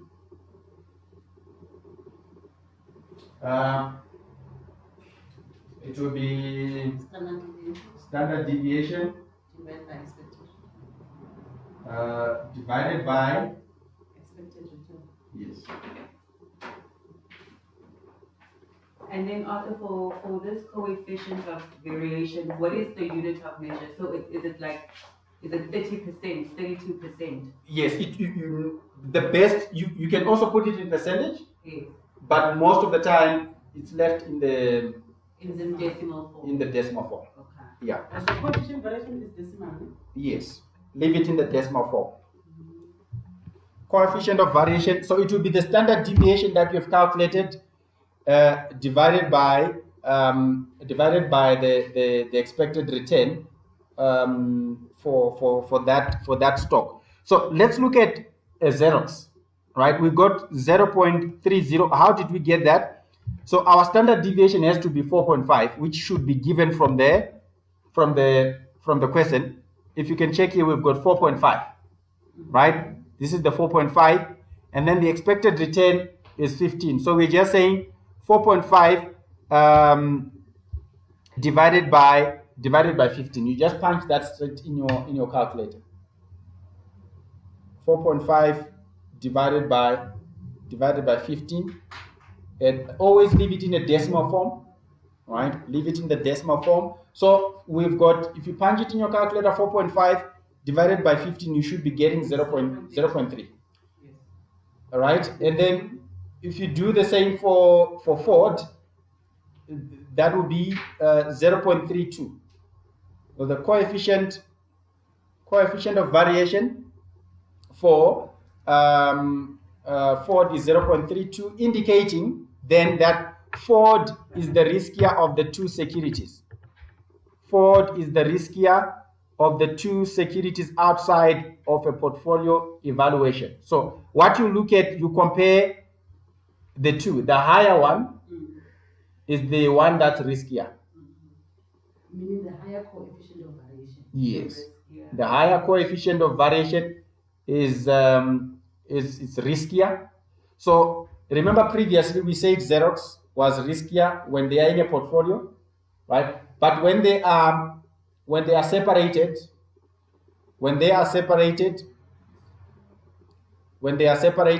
and the Ford then becomes riskier because it has a higher coefficient of variation. Okay, can I ask a question? A question from Tsepiso. Let's say this table, ne? Yes. They give all the information, then they add they've already calculated for Yeah, us the yeah. coefficient variation. Yeah, this table here. Yeah, then Yeah. we add another column before percentage invested, and they say coefficient valuation 0.30, the other one 0.32. Question: which one is more riskier? Now we no longer look at the beta, we look at the coefficient. Yeah. Okay. Yeah, you can also do it that way. Okay. You can also do it that way. All right. So, any questions? So here we're now looking at a portfolio. All right. This is separate. When you're looking at a portfolio, when you want to check which one is riskier in the portfolio, consider the beta. Then, when still with the decision of investing in both of them, but you want to look at them individually, you look at the coefficient of variation. You look at, because now remember, you also considering the issue of the return. How much return are we going to get and all of that. So you consider all of that. All right. So that's for question A. Question 6, part A. Question 6, part A. Are there any questions? I'll entertain questions. Yeah, the difference between them is the other one is 0.0. Yes. The other one is 0.31. Which one is bigger? The other one was 0.31. Yeah, the other one is 0.3. Which one is bigger? 0.3 would be, 0.32. I think maybe it's a rounding thing. Yeah. Now, which one is bigger? It would be between 0.3. Between 0.3 and what? And 0.3 and 0.31. Yeah. The moment you see 0.3 and 0.31, obviously 0.31 is the bigger one. If you don't run it or riskier. Yes. Mm. So the one that is bigger or the one that is higher is the riskier one. The one that's higher is the riskier. Provided if you don't round it off. Yes, and yeah, the issue of the rounding off, we also need to be careful with that. Okay, let's try it. 3.8 divided by 12, it gives us what? I got 3.18. Yes. So what I was saying, I knew you would get that kind of an answer. When you round it off, don't say 0.31. Because if you write 0.31, well, depending on your lecturer or your whoever is marking, they might penalize you for that, for rounding off wrongly. Yeah. Because if you have 0.3, what did you get again? 318. 318, and you round it off to 0.31, you have Zero. done wrong. You have rounded it wrongly. Yeah. Yeah. So you'd rather you leave it as 0.318. Yeah. Yeah. Then But mine if- is already 3 point. Yeah. Yes. Actually, it's 3.16. Yeah. Yeah. So rounding off, I know it's a small Margin. trivial matter, but it can be a big issue when you do it Depending wrongly. who's marking it. Yes. So make sure that if you're going to round it off, you round it off now. Obviously, the number after the decimal place you want to round off is higher than 5 or 5 and above. It changes the next number. But if it's 4 going down, you leave the number like that. Yeah, I think everybody knows about that part. All right, let's move on to part B. Compute the expected rate, the expected return on the portfolio. So remember last time we're calculating the expected return on the stock.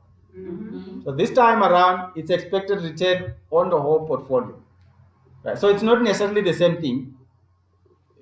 Don't copy what we did previously and paste it here. It's different. So here, it's very simple.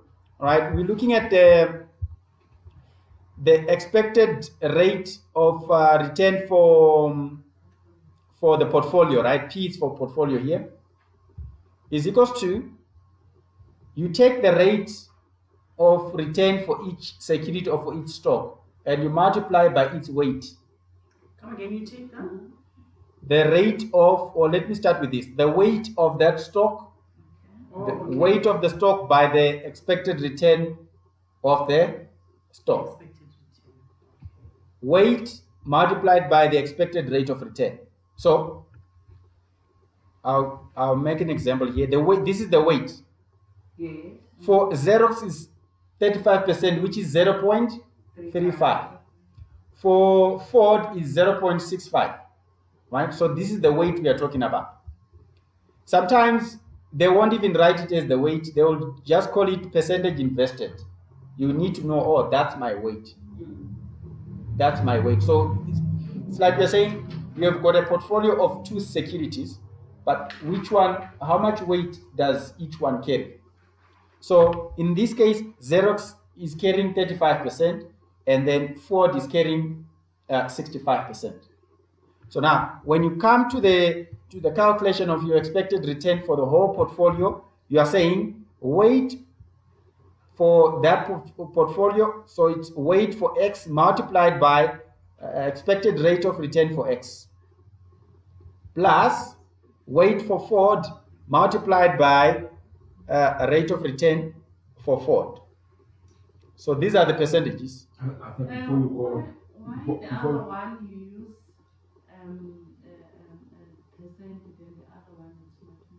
Yeah, it goes back to the same concept of, remember when we were calculating previously in the first question, when you're calculating the probability times the return. Okay. Yeah, it's for the sake of making it easy for your calculations. Now, what you can do is that you can take this 0. And it was 35%, right? So you can say 0.35 multiplied by 0.15. Still acceptable, but you need to remember to convert it back to percentage. Yeah, so we're saying you can avoid that by making put one of them in a percentage form and one of them in a decimal form. When you do that, you have actually avoided the whole administration of converting and all of that. So 0.35 multiplied by 15% plus 0.65 multiplied by 12%, you should be getting 13.05. 13.05%. So that's the expected return of the whole portfolio. How do I know at what point do I do the decimal for this one? Can you ask again? At what point do I know, Jorge, this figure must be a decimal and this one must be a percentage? That is going to confuse me. Okay, it's if you think it's going to be confusing for you, there's no other way. You put all of them in a decimal form, but you need to remember to convert back. To a percentage. Yeah.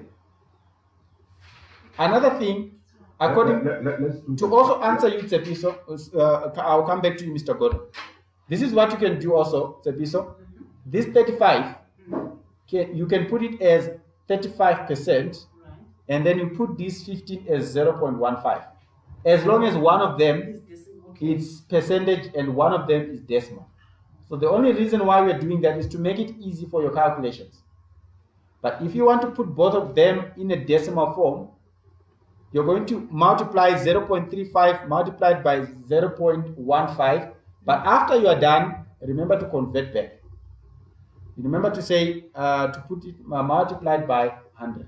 Yes. You know what I would find easy how to remember it. Remember in the first part when we were dealing with Probability. return and probability. Yes. Probability was the decimal. Yeah. Then the return was the percentage. Percentage. So just tell yourself Return is when always they say- percentage. Yeah, so just tell yourself return will always be percentage, and then if you're dealing with probability, that must be your decimal, and if you're dealing with weight, that must be your decimal. That's a good one. That's a good strategy. Yeah. Yeah. So I don't know, Madre, if you got this part.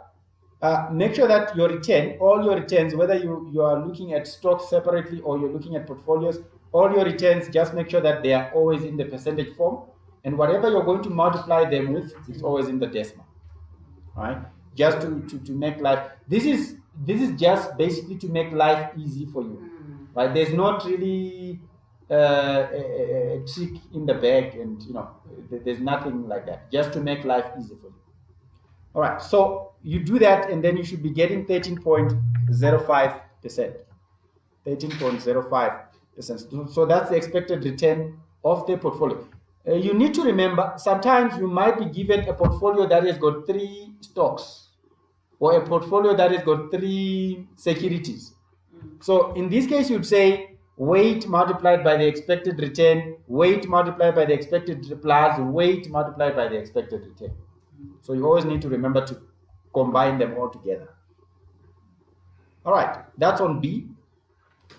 Can we move on to C? No, but before A you question, go, yes. Yeah, before you go further, I know that you dealt with beta, Yes. but I don't still remember. Just go back to the text, right? All right. That beta. What is it? All right. Beta, remember, it's we only entertain beta when we are looking at we want to measure how risky a stock is, but when it's in a portfolio context, when it's combined together. So you want to, like in this case, between these two, 1.2 and 0.98. So between these two, in a portfolio context, which one is riskier?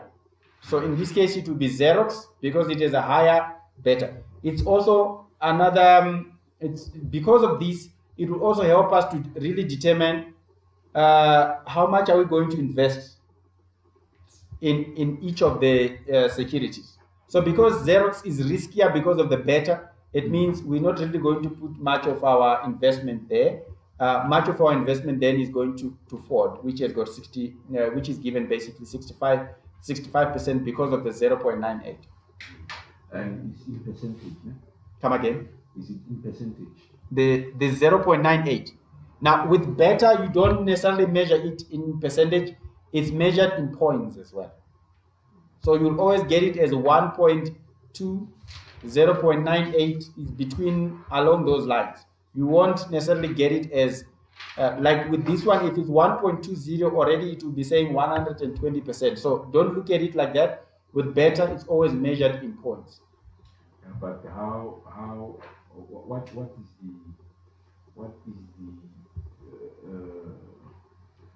the standard measure of it to say the beta is being measured in this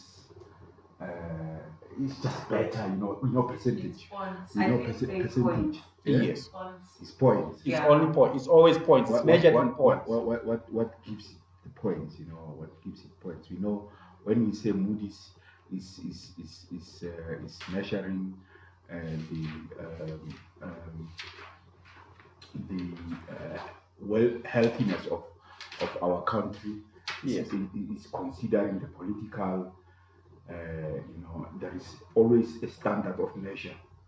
So that's Yes. better what So- forms it. Yeah. So for now, I don't want us to get into the calculations of beta because it's going to take us a different route. Remember of the CAPM, which is a different matter altogether. So for now, let's just know that the measurement of beta, there is a way to calculate it because there are questions that are going to ask you to calculate beta, but that's under the capital asset pricing model. So I don't want to bring it now because it might end up confusing us, right? I want you to master, Just to know. to master this first, and then for CAPM we'll deal with that next week. But just know that it's measured in terms of points. Okay. All right. All right. So let's move on to part C. If the securities have a correlation of plus 0.60, if the securities have a correlation of 0.60, compute the standard deviation of the portfolio. Now, this is where it gets a little bit crazy. Right? Okay, so there's not really a way of running away from it. We just need to face it as it is, right?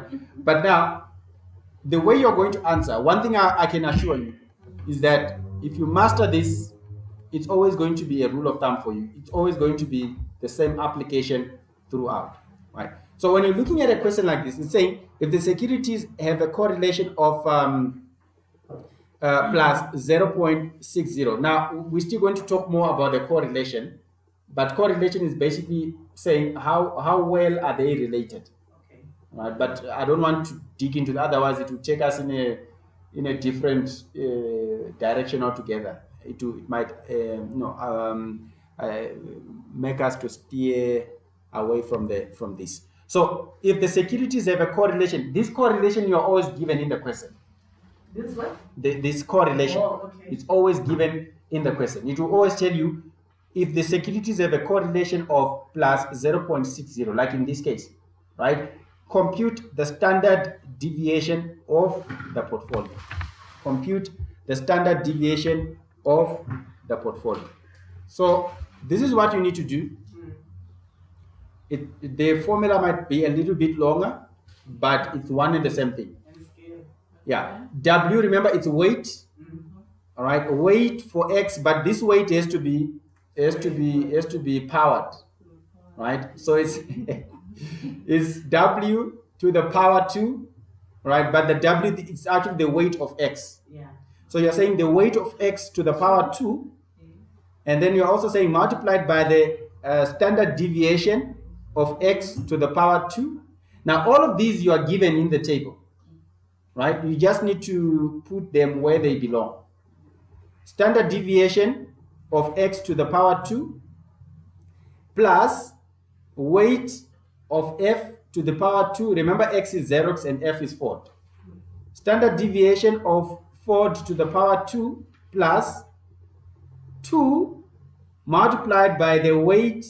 This 2 will always, it's a constant. 2 multiplied by the weight of x, weight of multiplied by the weight of Ford, multiplied by the coefficient. This pxf is this one, 0 plus 0.60.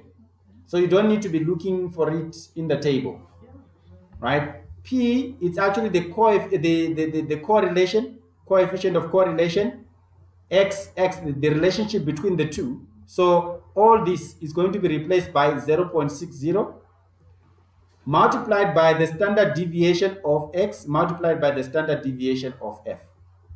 And then you close the bracket to the power, not multiplied. This is to the power. This is a superscript to the power 0.5.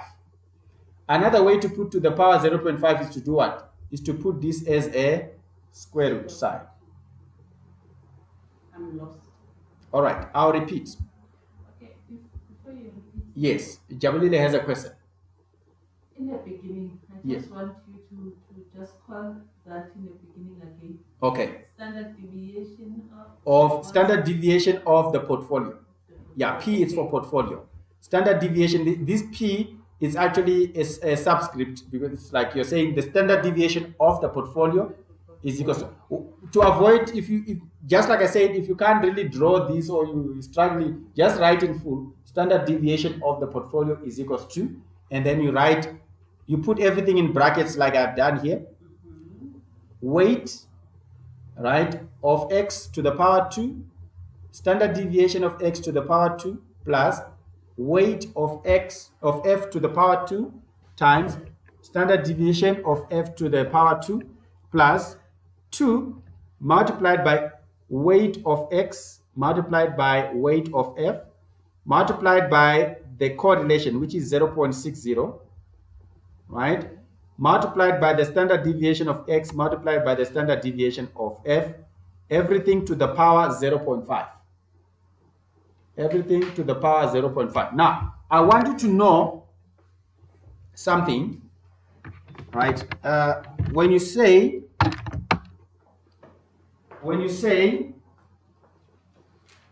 for example, if you say 2 to the power 0.5, right? It is the same as saying square root of 2. It's one and the same thing. So you can choose, rather than putting this to the power 0.5, you can put the whole square root sign there. It's one and the same thing. I'm lost. All right, tell me where you are lost, Tsepiso, and then I'll be able to guide you. I think it's entire. Yeah, I'm sure it's the numbers that there are too many, and It's time to go. You know, No, I I think think If with you me, can introduce the brackets, I think that would be better. I think with me, what's confusing me or what I have to be conscious of is that x, I keep on confusing it as at times, but it now stands for 0. Yes. You know what I'm saying? yeah, Yeah, like I literally had to go through everything and just make sure, okay, I have it as an x, And Yeah. even the way you times, write it. you see. exactly. So Yeah. remember, if yes, if you know that maybe in this case, because we are looking at Xerox and Xerox is x, you can always write it in full. Yeah. You will not be penalized for that. So here where I say X, you actually write Xerox, Xerox, Ford, Xerox, Ford, Xerox, Ford, you know, and that. And then, so, but what I want to say to you is that all these, they are given. It's not like something you are going to have to calculate. That's the upside of it. All these figures are given. So you said the 2 is standard. You always have to add the 2. Which In the one? Formula. This 2. The Yes. 2. Yes, this 2 is actually a constant. It's always there. It's like it's standard. It's given. Right. So maybe to make it simpler, let's go into the numbers. So my weight, I just need to know my weight for Xerox. Yeah. My weight for Xerox is it's 0.35, right? Because it's 35%. So 0.35 to the power 2, right? Multiplied by my standard deviation for Xerox, and I'm told it's 4.5. So I'm saying 4.5 to the power 2. Here, to be honest, it's more about your attention to detail Yes. than it is about your intelligence or your smartness. It's about your attention to detail. You need to make sure that you know which figures to put where. Otherwise, I'm sure Mr. Gordon, you can also see, it's not really, it's a matter of just placing the figures where they are supposed to be placed. And all the information is what I'm taking from this table, right? I'm actually taking all that information from the table.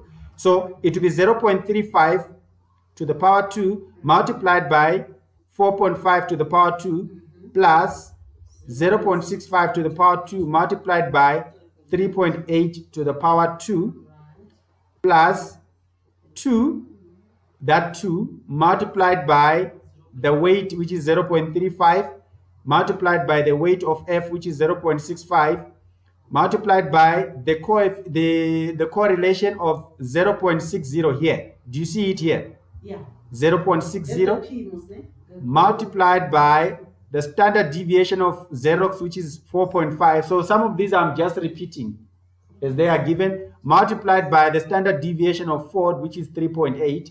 Everything to the power 0.5. Standard deviation. Okay, we are saying 0.60 again is the correlation that is given for both. Yes. And then we say multiply by the deviation of Xerox. Yes, which is Am I right? 4.5. Oh. And Yeah. and 4.5 yeah, and then times the deviation of 4, yes, which is 3.8. 3.8. And then I close my bracket 0.5. Yeah, you close your bracket, you say to the power 0.5. Is this 0.5 standard or is it because it's too... This is what you can do to avoid the part where you're saying to the power 0.5. This is what you can do. You can put the square root sign. Oh. So what you'll do is you calculate everything, right? So it's like you still take your square root sign back here, but what you need to do now is to calculate everything here. Because after I've solved everything that is in the bracket, right, I'll get these figures. 2.480625. I just needed to make sure. Remember when the lecturer said you need to avoid rounding off. Yeah. So this is where you need to really avoid rounding off in such questions like this, right? You put the figure as long as it is 2.480625 plus 6.100900 plus 4.668300. So yeah, so this is what I'll do. I wanted to get to this part episode where I add everything in the bracket, and I get the answer. Once I get the answer, I'll just say square root of that answer. Oh. Yes. Okay. All right. Square root of that answer, and then I'll get in this case 3.64.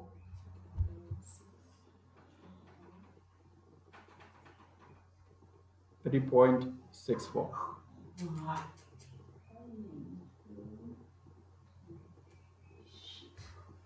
3.64. Okay. This is going to challenge me in the exam. It's okay.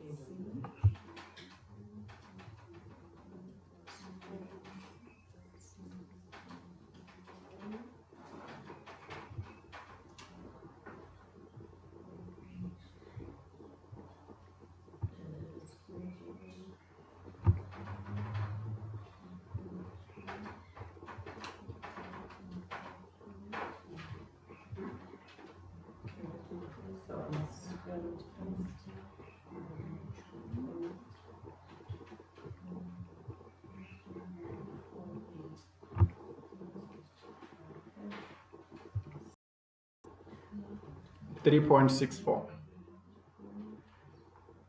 So if you know that the to the power 0.5 is really going to confuse you, Okay, yeah, it gave me 3.64. yes, I think this calculator is very good with square roots. it's good, ne? It gives you Yeah. exactly the answer. You don't have to worry about. You don't have to worry about this and that and that and that because you are in the exam and I you don't don't want to have be a mathematician and yet you are writing strategic financial management. Which I'm not going to use anymore.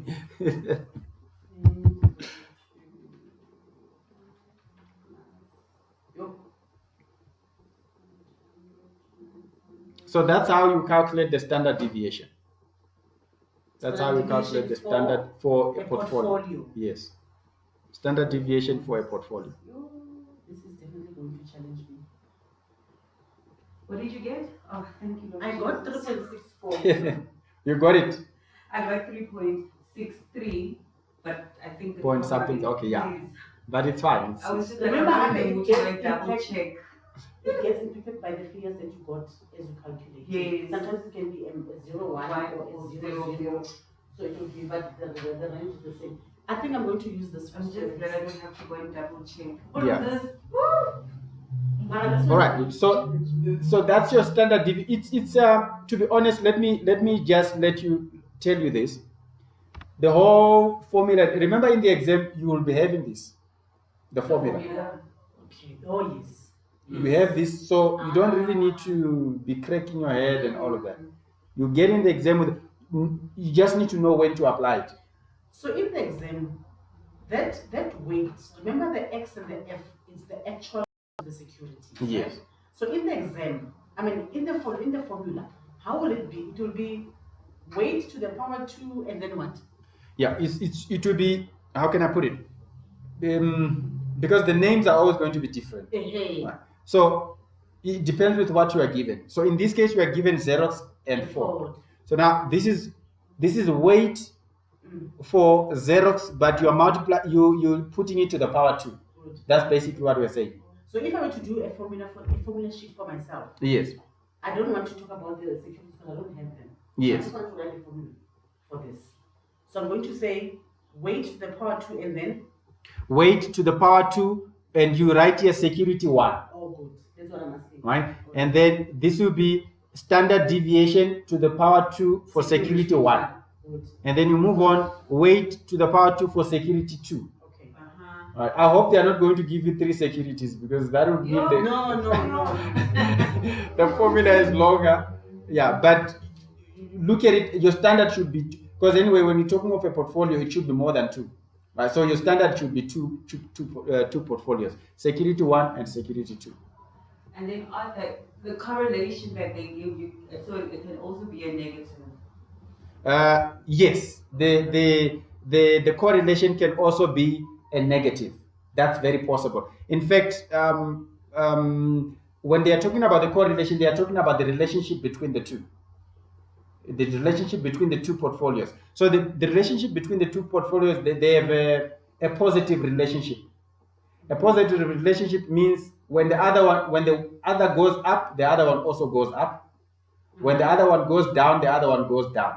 Okay. But a negative relationship is a relationship where if the other one goes up, the other one goes down.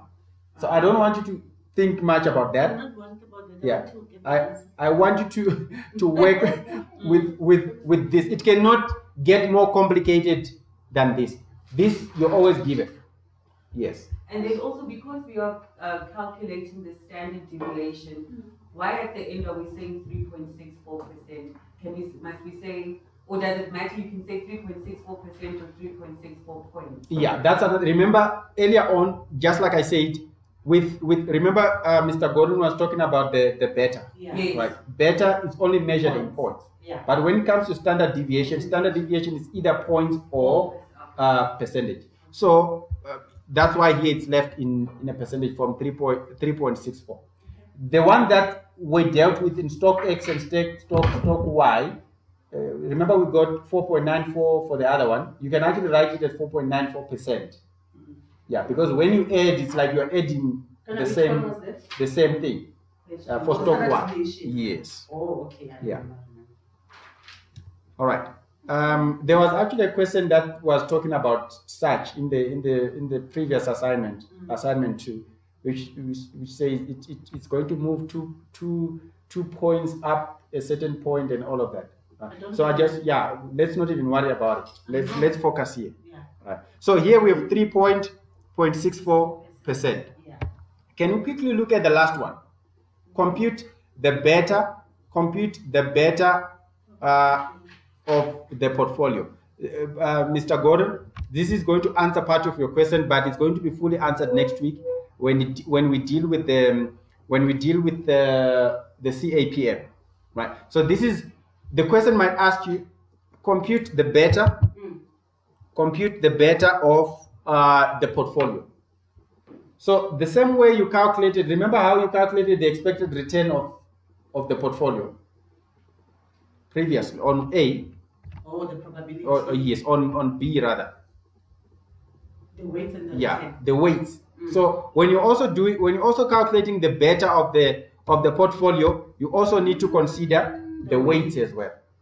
So you will be saying weight for Xerox multiplied by the beta for Xerox plus weight for Ford multiplied by the beta for Ford. So this is quite easy, right? Where you just say in this case 0.35 multiplied by 1.20 plus 0.65 multiplied by 0.98, and then you get 1.057. You see, it's just written as points like that. Yeah, one of the formulas my mates. Yes. What did the professor emphasize? Yes. We have to write the formula. Yeah. Because it's a mark. You might get this wrong, Yes. but at least you get a 2 out of 3. Yeah. As soon as you solve the question, write the formula and then put on our figures. Yeah. Because he did say that you don't have to get the right answer. Yeah. But the way, the steps in which you are writing your question is a plus. That's true. Can you please do me a favor? Can we attempt question 5 on the same? What were we doing here? Question 6. Let's look at question 5. Question 5. Can I just have a look at it? The first part. I think I need the first 2 parts of it. For question 5. Yes. I use the pen on my phone. On page 301. Yes, page 301. Page 301. I only want you to deal with. I want you to answer A, part A, only part A. Question 5 on page 301. It's similar to the question that we've just looked at now. Yeah. That weight and the return. And return and all that. So I want you to attempt that question and see if you are able to answer. Now, I'll come and check what you are doing. Let me know if you want me to move the slides so that I want you to be able to apply it. Because what these things does is it might look so simple now when we discuss it, but in the exam it looks like something else. So let's get an opportunity to put it in practice.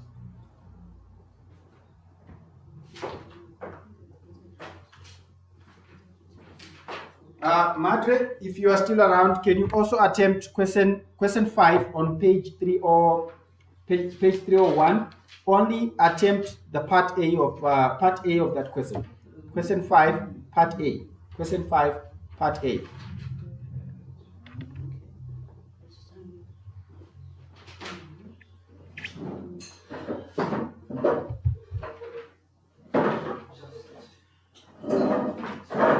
That's the last one, and then we start.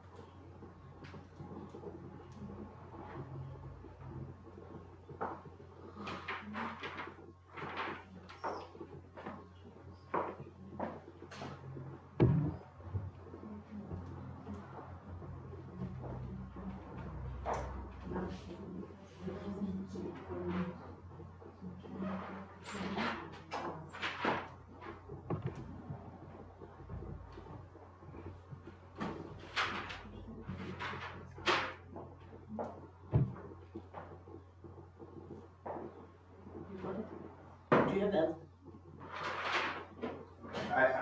I haven't calculated the answer, but I'll just look at how you came about that.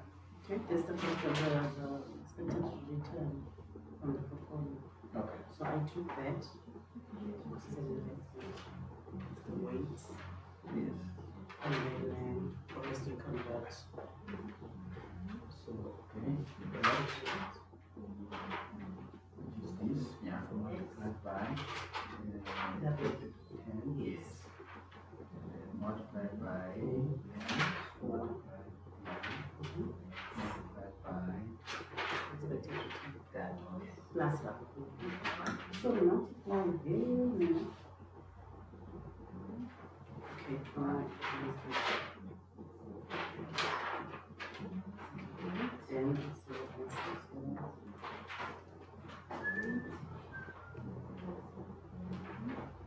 Okay, so please ask you to go back to, the page with the formula for the standard, the long one, The long one. just to make sure, because I have to keep my page on. This one. Yes, sir. What is, this is A. Okay. Multiplied by.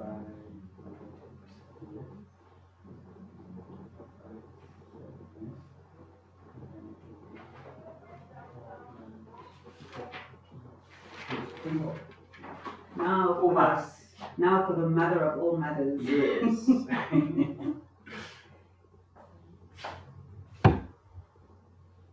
second one is what? The standard deviation. Come again? The second one is the standard deviation for the portfolio. Yeah, the formula is This one, the long this one. one. Yeah, the long one, the one on the The longer one, you said you must have made something. The first one is the return. the expected return. That's what it Or was. after, then you need to. Yes, so, I got it. Well, I did. And again, So now, rate of return. Oh, yes, it's 10. Yeah. so now. So you see what you've done here, it's correct, and you can still convert it to. Yeah. Because it's a return again. Make sure when you convert it, you also put the percentage sign. Yes. This long one. So it's going.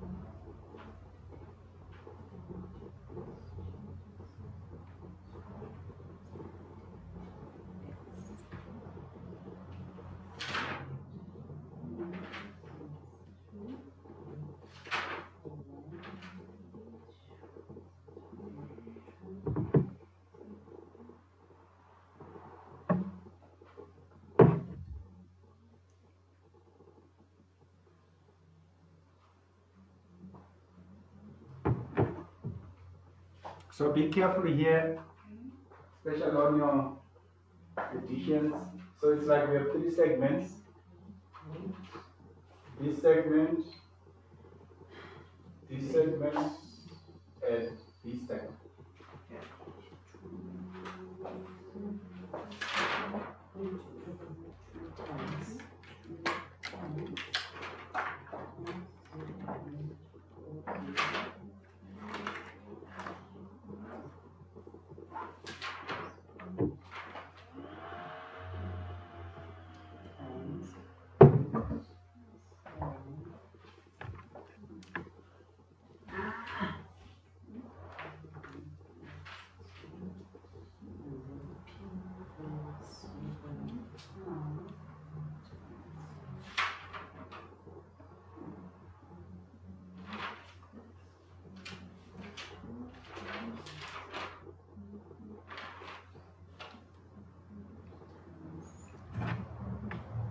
So I see most of you are done with the expected return. Madre, if you're also done with the expected return, you can just screenshot the answer and I'll compare it with the others and see. Arthur, did you say it's always 0.5 square? There, 0.5 to the power? To the Yes, power it's all the always, time? it's always like that. Always. To the power 0.5. Remember, alternatively, you can put square root, yeah. And actually square root. And also, if you have got questions, Madre, you can also ask on the group. Then I will be able to assist you. Because sometimes you find you might be going through the question and then struggling here and there. If you are struggling, just let us know. We'll be able to assist. So if I square root, can I just show you with a previous example? Yes.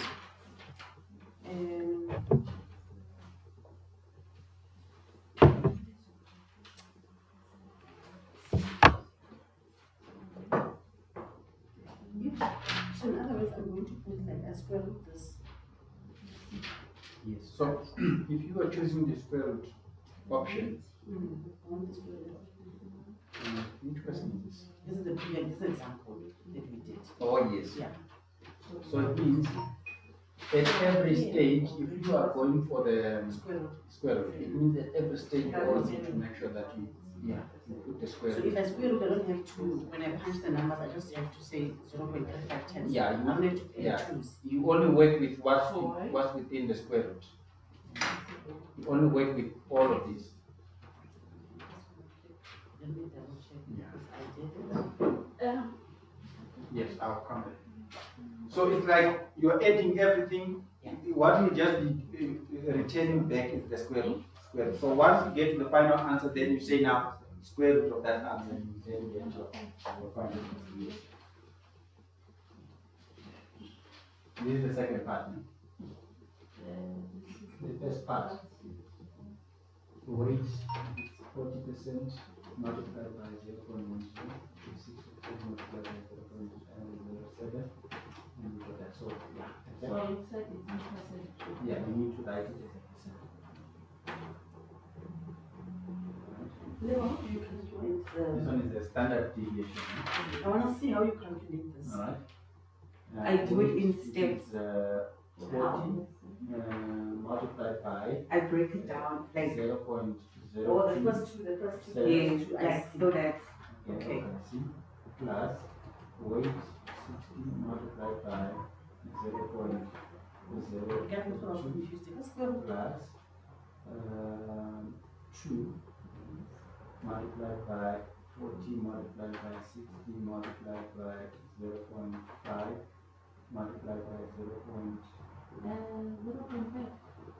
wow. It's the multiplication. The 0.08, 0.04, everything to the power 0.5. Oh, Lord Jesus. So here we have 10.24 plus 5.76 plus 7.68 to the power 10. Oh. Okay. Yeah, so Yeah, far this this is is good to me. Yeah, if it's not calculated. Yeah, let's compare with that. Are you done? But I'm not sure because I don't know. Okay. What's your final? What did you get? 4.87. So I'm wrong. No. Oh, which one? No. Because No. No. For the second, I'm not sure. The second one. I'm still working with the second one. You got to buy this and one. Okay, so The calculator, I took one as well on this one. 0.08 Mhm. to the power 2.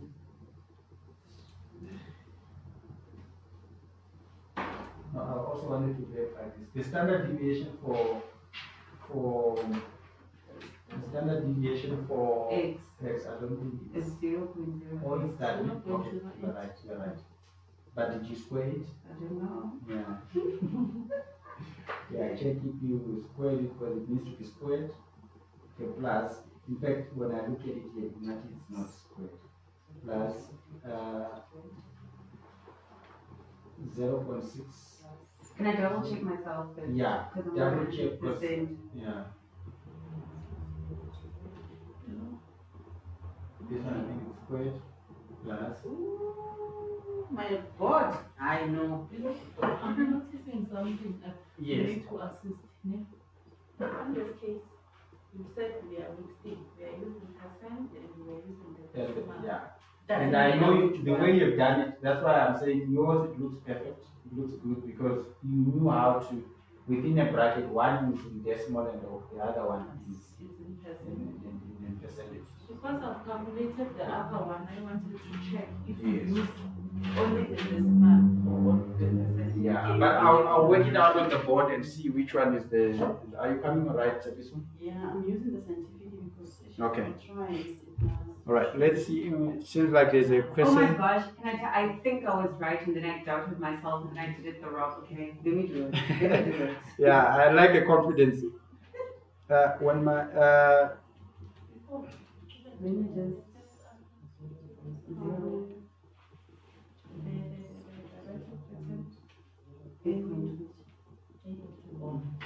oh, I see.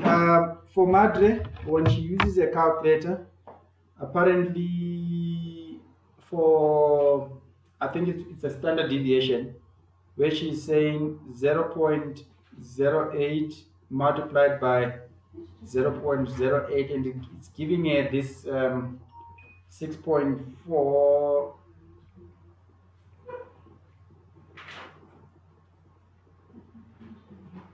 Oh yeah, it's actually, you can actually correct it using in each bracket. Let me highlight by an example here on the board or on the screen that I'm showing. Right? Maybe if I think this can help all of us. This can help all of us. So okay, remember I said there are different. There are three different sections here in this equation, in this I formula. want to see those sections. So this is the first formula. I'm going to just indicate. This is the first formula. This is the first part of the equation, and then this is the second part, and this is the third part. Right. So now, if you look at here, I'm looking at I'm working with two variables. It's the weight and the standard deviation. Weight and the standard deviation. So, in between these two, you need to select one that you are going to put in percentage and one that you are going to put in decimal. One that you're going to put in percentage and one you're going to put in decimal. So, They don't have to be in decimal. come again. They don't have to be all in decimal. If they are all decimal, remember always to do what you did later. Remember with your case where you had to convert everything to percentage. You need to multiply by 100.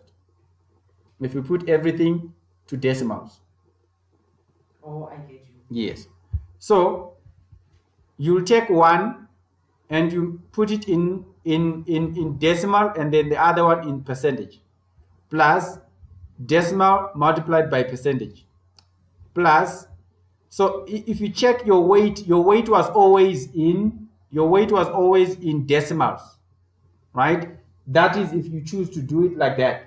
So it will be decimals, and then here is also a decimal, but your standard deviation was always in percentages, right? So you always need to, like with Jabulile, what she did is she put her weight in percentage right, of which she's not going to be penalized for that. She put her weight in percentage, but her standard deviation, she put it in decimal. And then she was able to get her answer. So Matre, if you can also be able to do that, maybe it's also going to help, like in the case of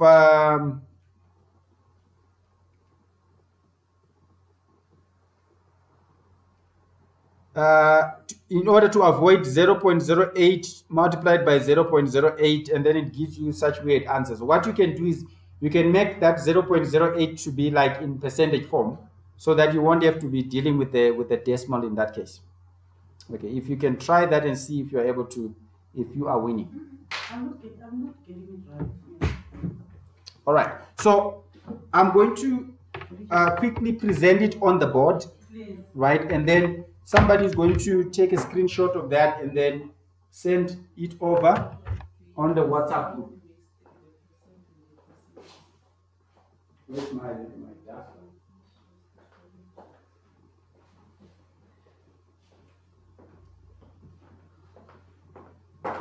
Oh, there it is. Right, so I'm going to ask you to provide me with the figures.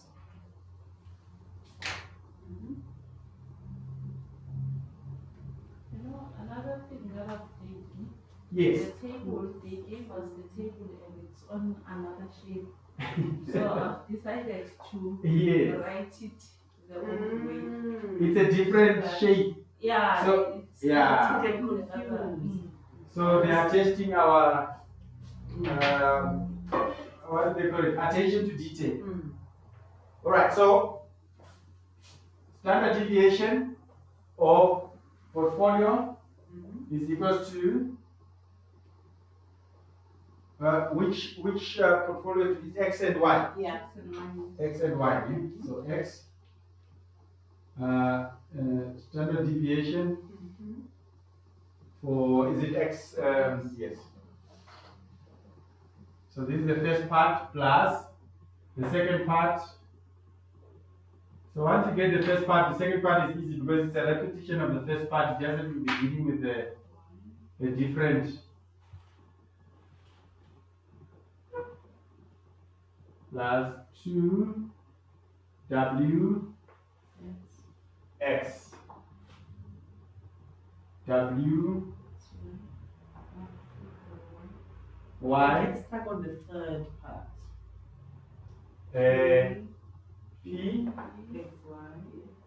X Y Standard deviation, X and Y. standard deviation, standard deviation. Yani, there's a lot. Standard deviation again, Y. And then everything to the power 0.5. All right. What I'm doing now is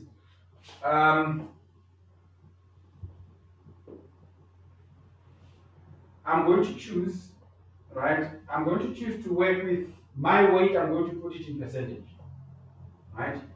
I know she put a weight in percentage. What did you do? I did it. You put everything in decimal. Okay, it's fine. It's still acceptable. What did you do? Decimal weight, Mm-hmm. and then Standard percentage. deviation. Which You is- put it in percentage. So you need to choose which one you're going to put in So my percentage. standard deviation would have been in percentage. Or did you put everything in decimal? Okay. Yeah, once I did one or the other. It's fine. So what I'm going to do, I'm going to choose in this case, I'm going to choose the weight and I'm going to put it in percentage, and then the other one I'll put it in decimal. And then I'll do your method and then still see if you're able to come up with the right answer. Okay. So what is the weight for X? 40%. 40%. Yes. So I'm going to write 40 to the power 2, right? Yeah. Multiplied by, 0.08. what is the standard deviation? 0.08. 0.08 to the power 2 plus, what is the weight for Y? 60%. So 60 to the power 2 multiplied by the standard deviation for Y 0.40. 0.04. multiplied by 0.04. 0.04. Yeah. I know these numbers, guys.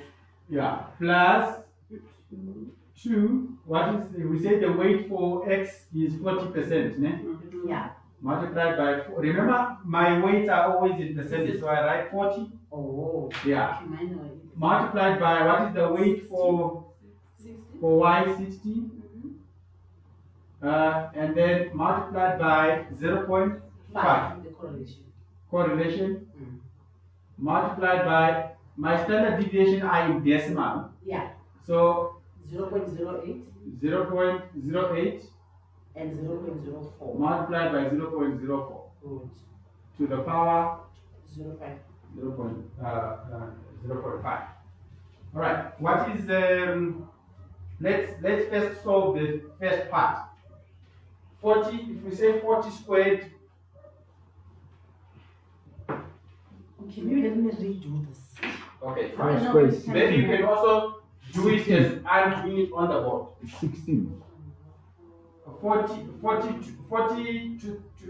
the power 2, 16. 16.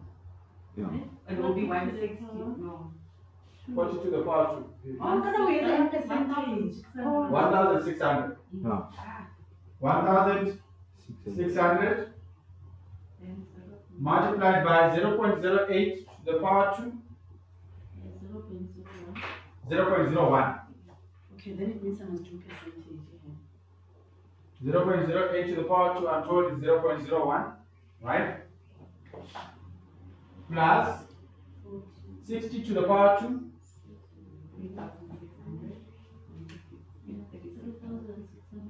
3,600 multiplied by what is 0.04 to the power 2? 0.00. Okay, fine. 0.00. Yeah, I think can I try something? Because I've decided to do everything same time. So Yes. as a result, that's 0.00. There's something. Oh, it becomes a So long mine, number. yeah, it's just rounded up to this Now that's the pure impact. But I guess it's like add 2 months. What's wrong with this calculator? I want to avoid deviation. I'm not gonna get it. But I don't know how to do that. So I get to do shift and that mark. I can't do it. I'm confused. Look, what is it telling me? It's telling me start. Yes. It's not me. I want the function for increasing the No, I don't know decimal. if you got it. What's the function for increasing decimal? I don't know. Set up, I'm stuck. set up 0.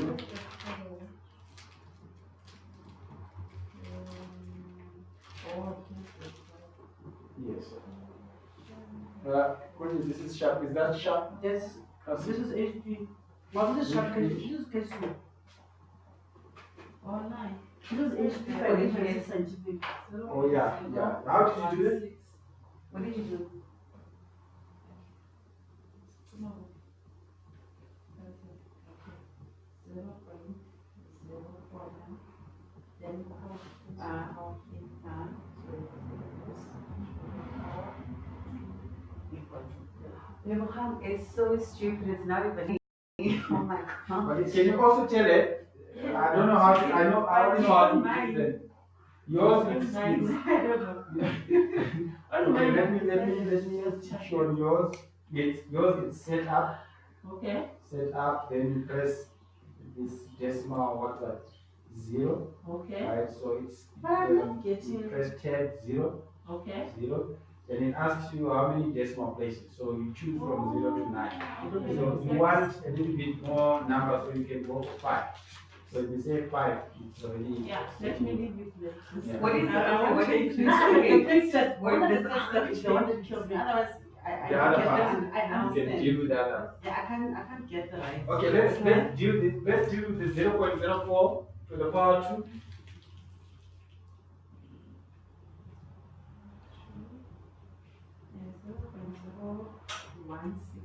Zero point zero one But I six. get Yeah, zero no, point zero. 0.00. Zero and 3 zeros.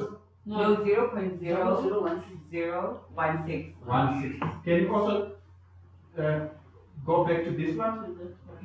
Yeah. I'm getting a different answer then.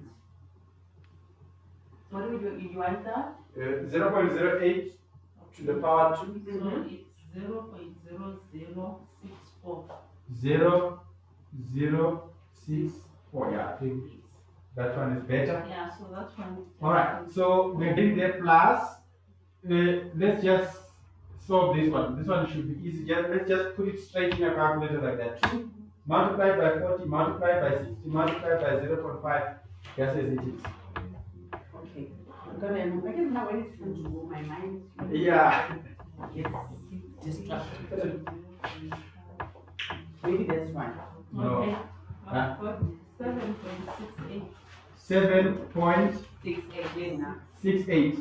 Okay, so it's fine like that.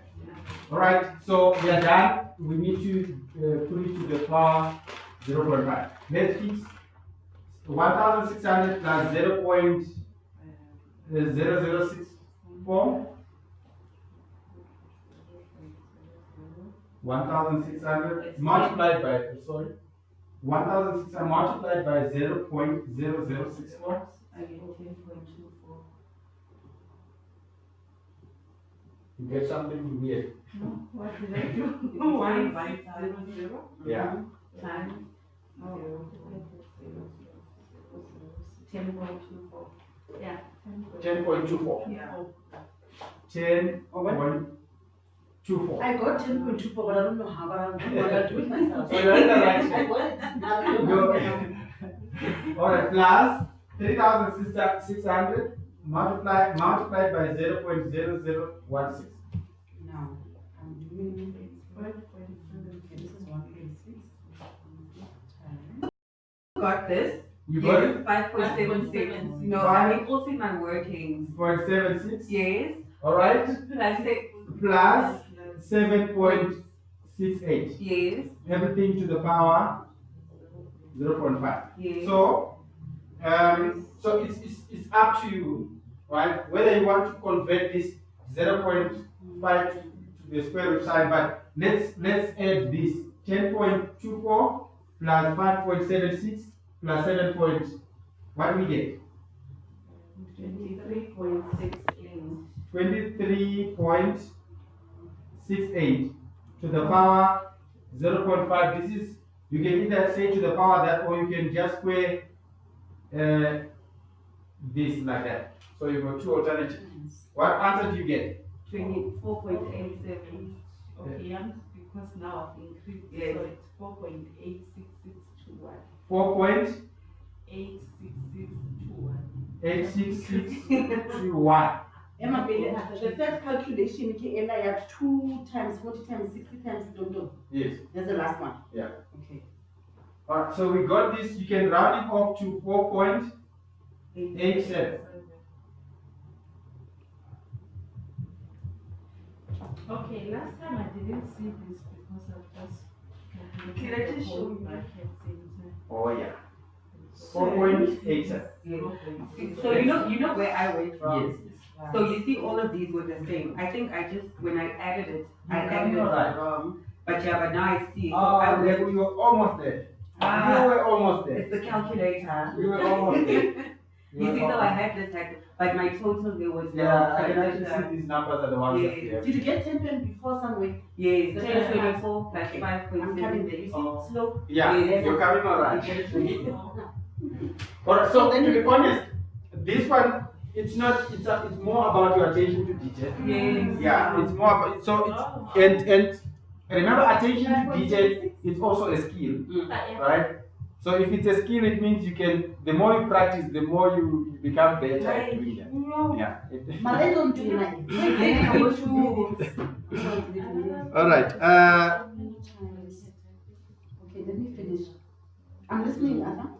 alright. Okay, Matre, I think with this example, let me officially close the streaming. But thanks, Madre, for joining us today, and thanks for the contribution and everything. And then we'll see each other again next week, Saturday, when we will be dealing with CAPM, and I'll see if we have to maybe combine it with another topic. But I hope you have learned quite a lot on risk and return, and I will be adding. I'm going to give you questions that you can do during the week. I'm not going to give you too many questions, just so that you keep practicing, and then everything remains on your fingertips. But otherwise, thank you. Enjoy the rest of your day. I'll give you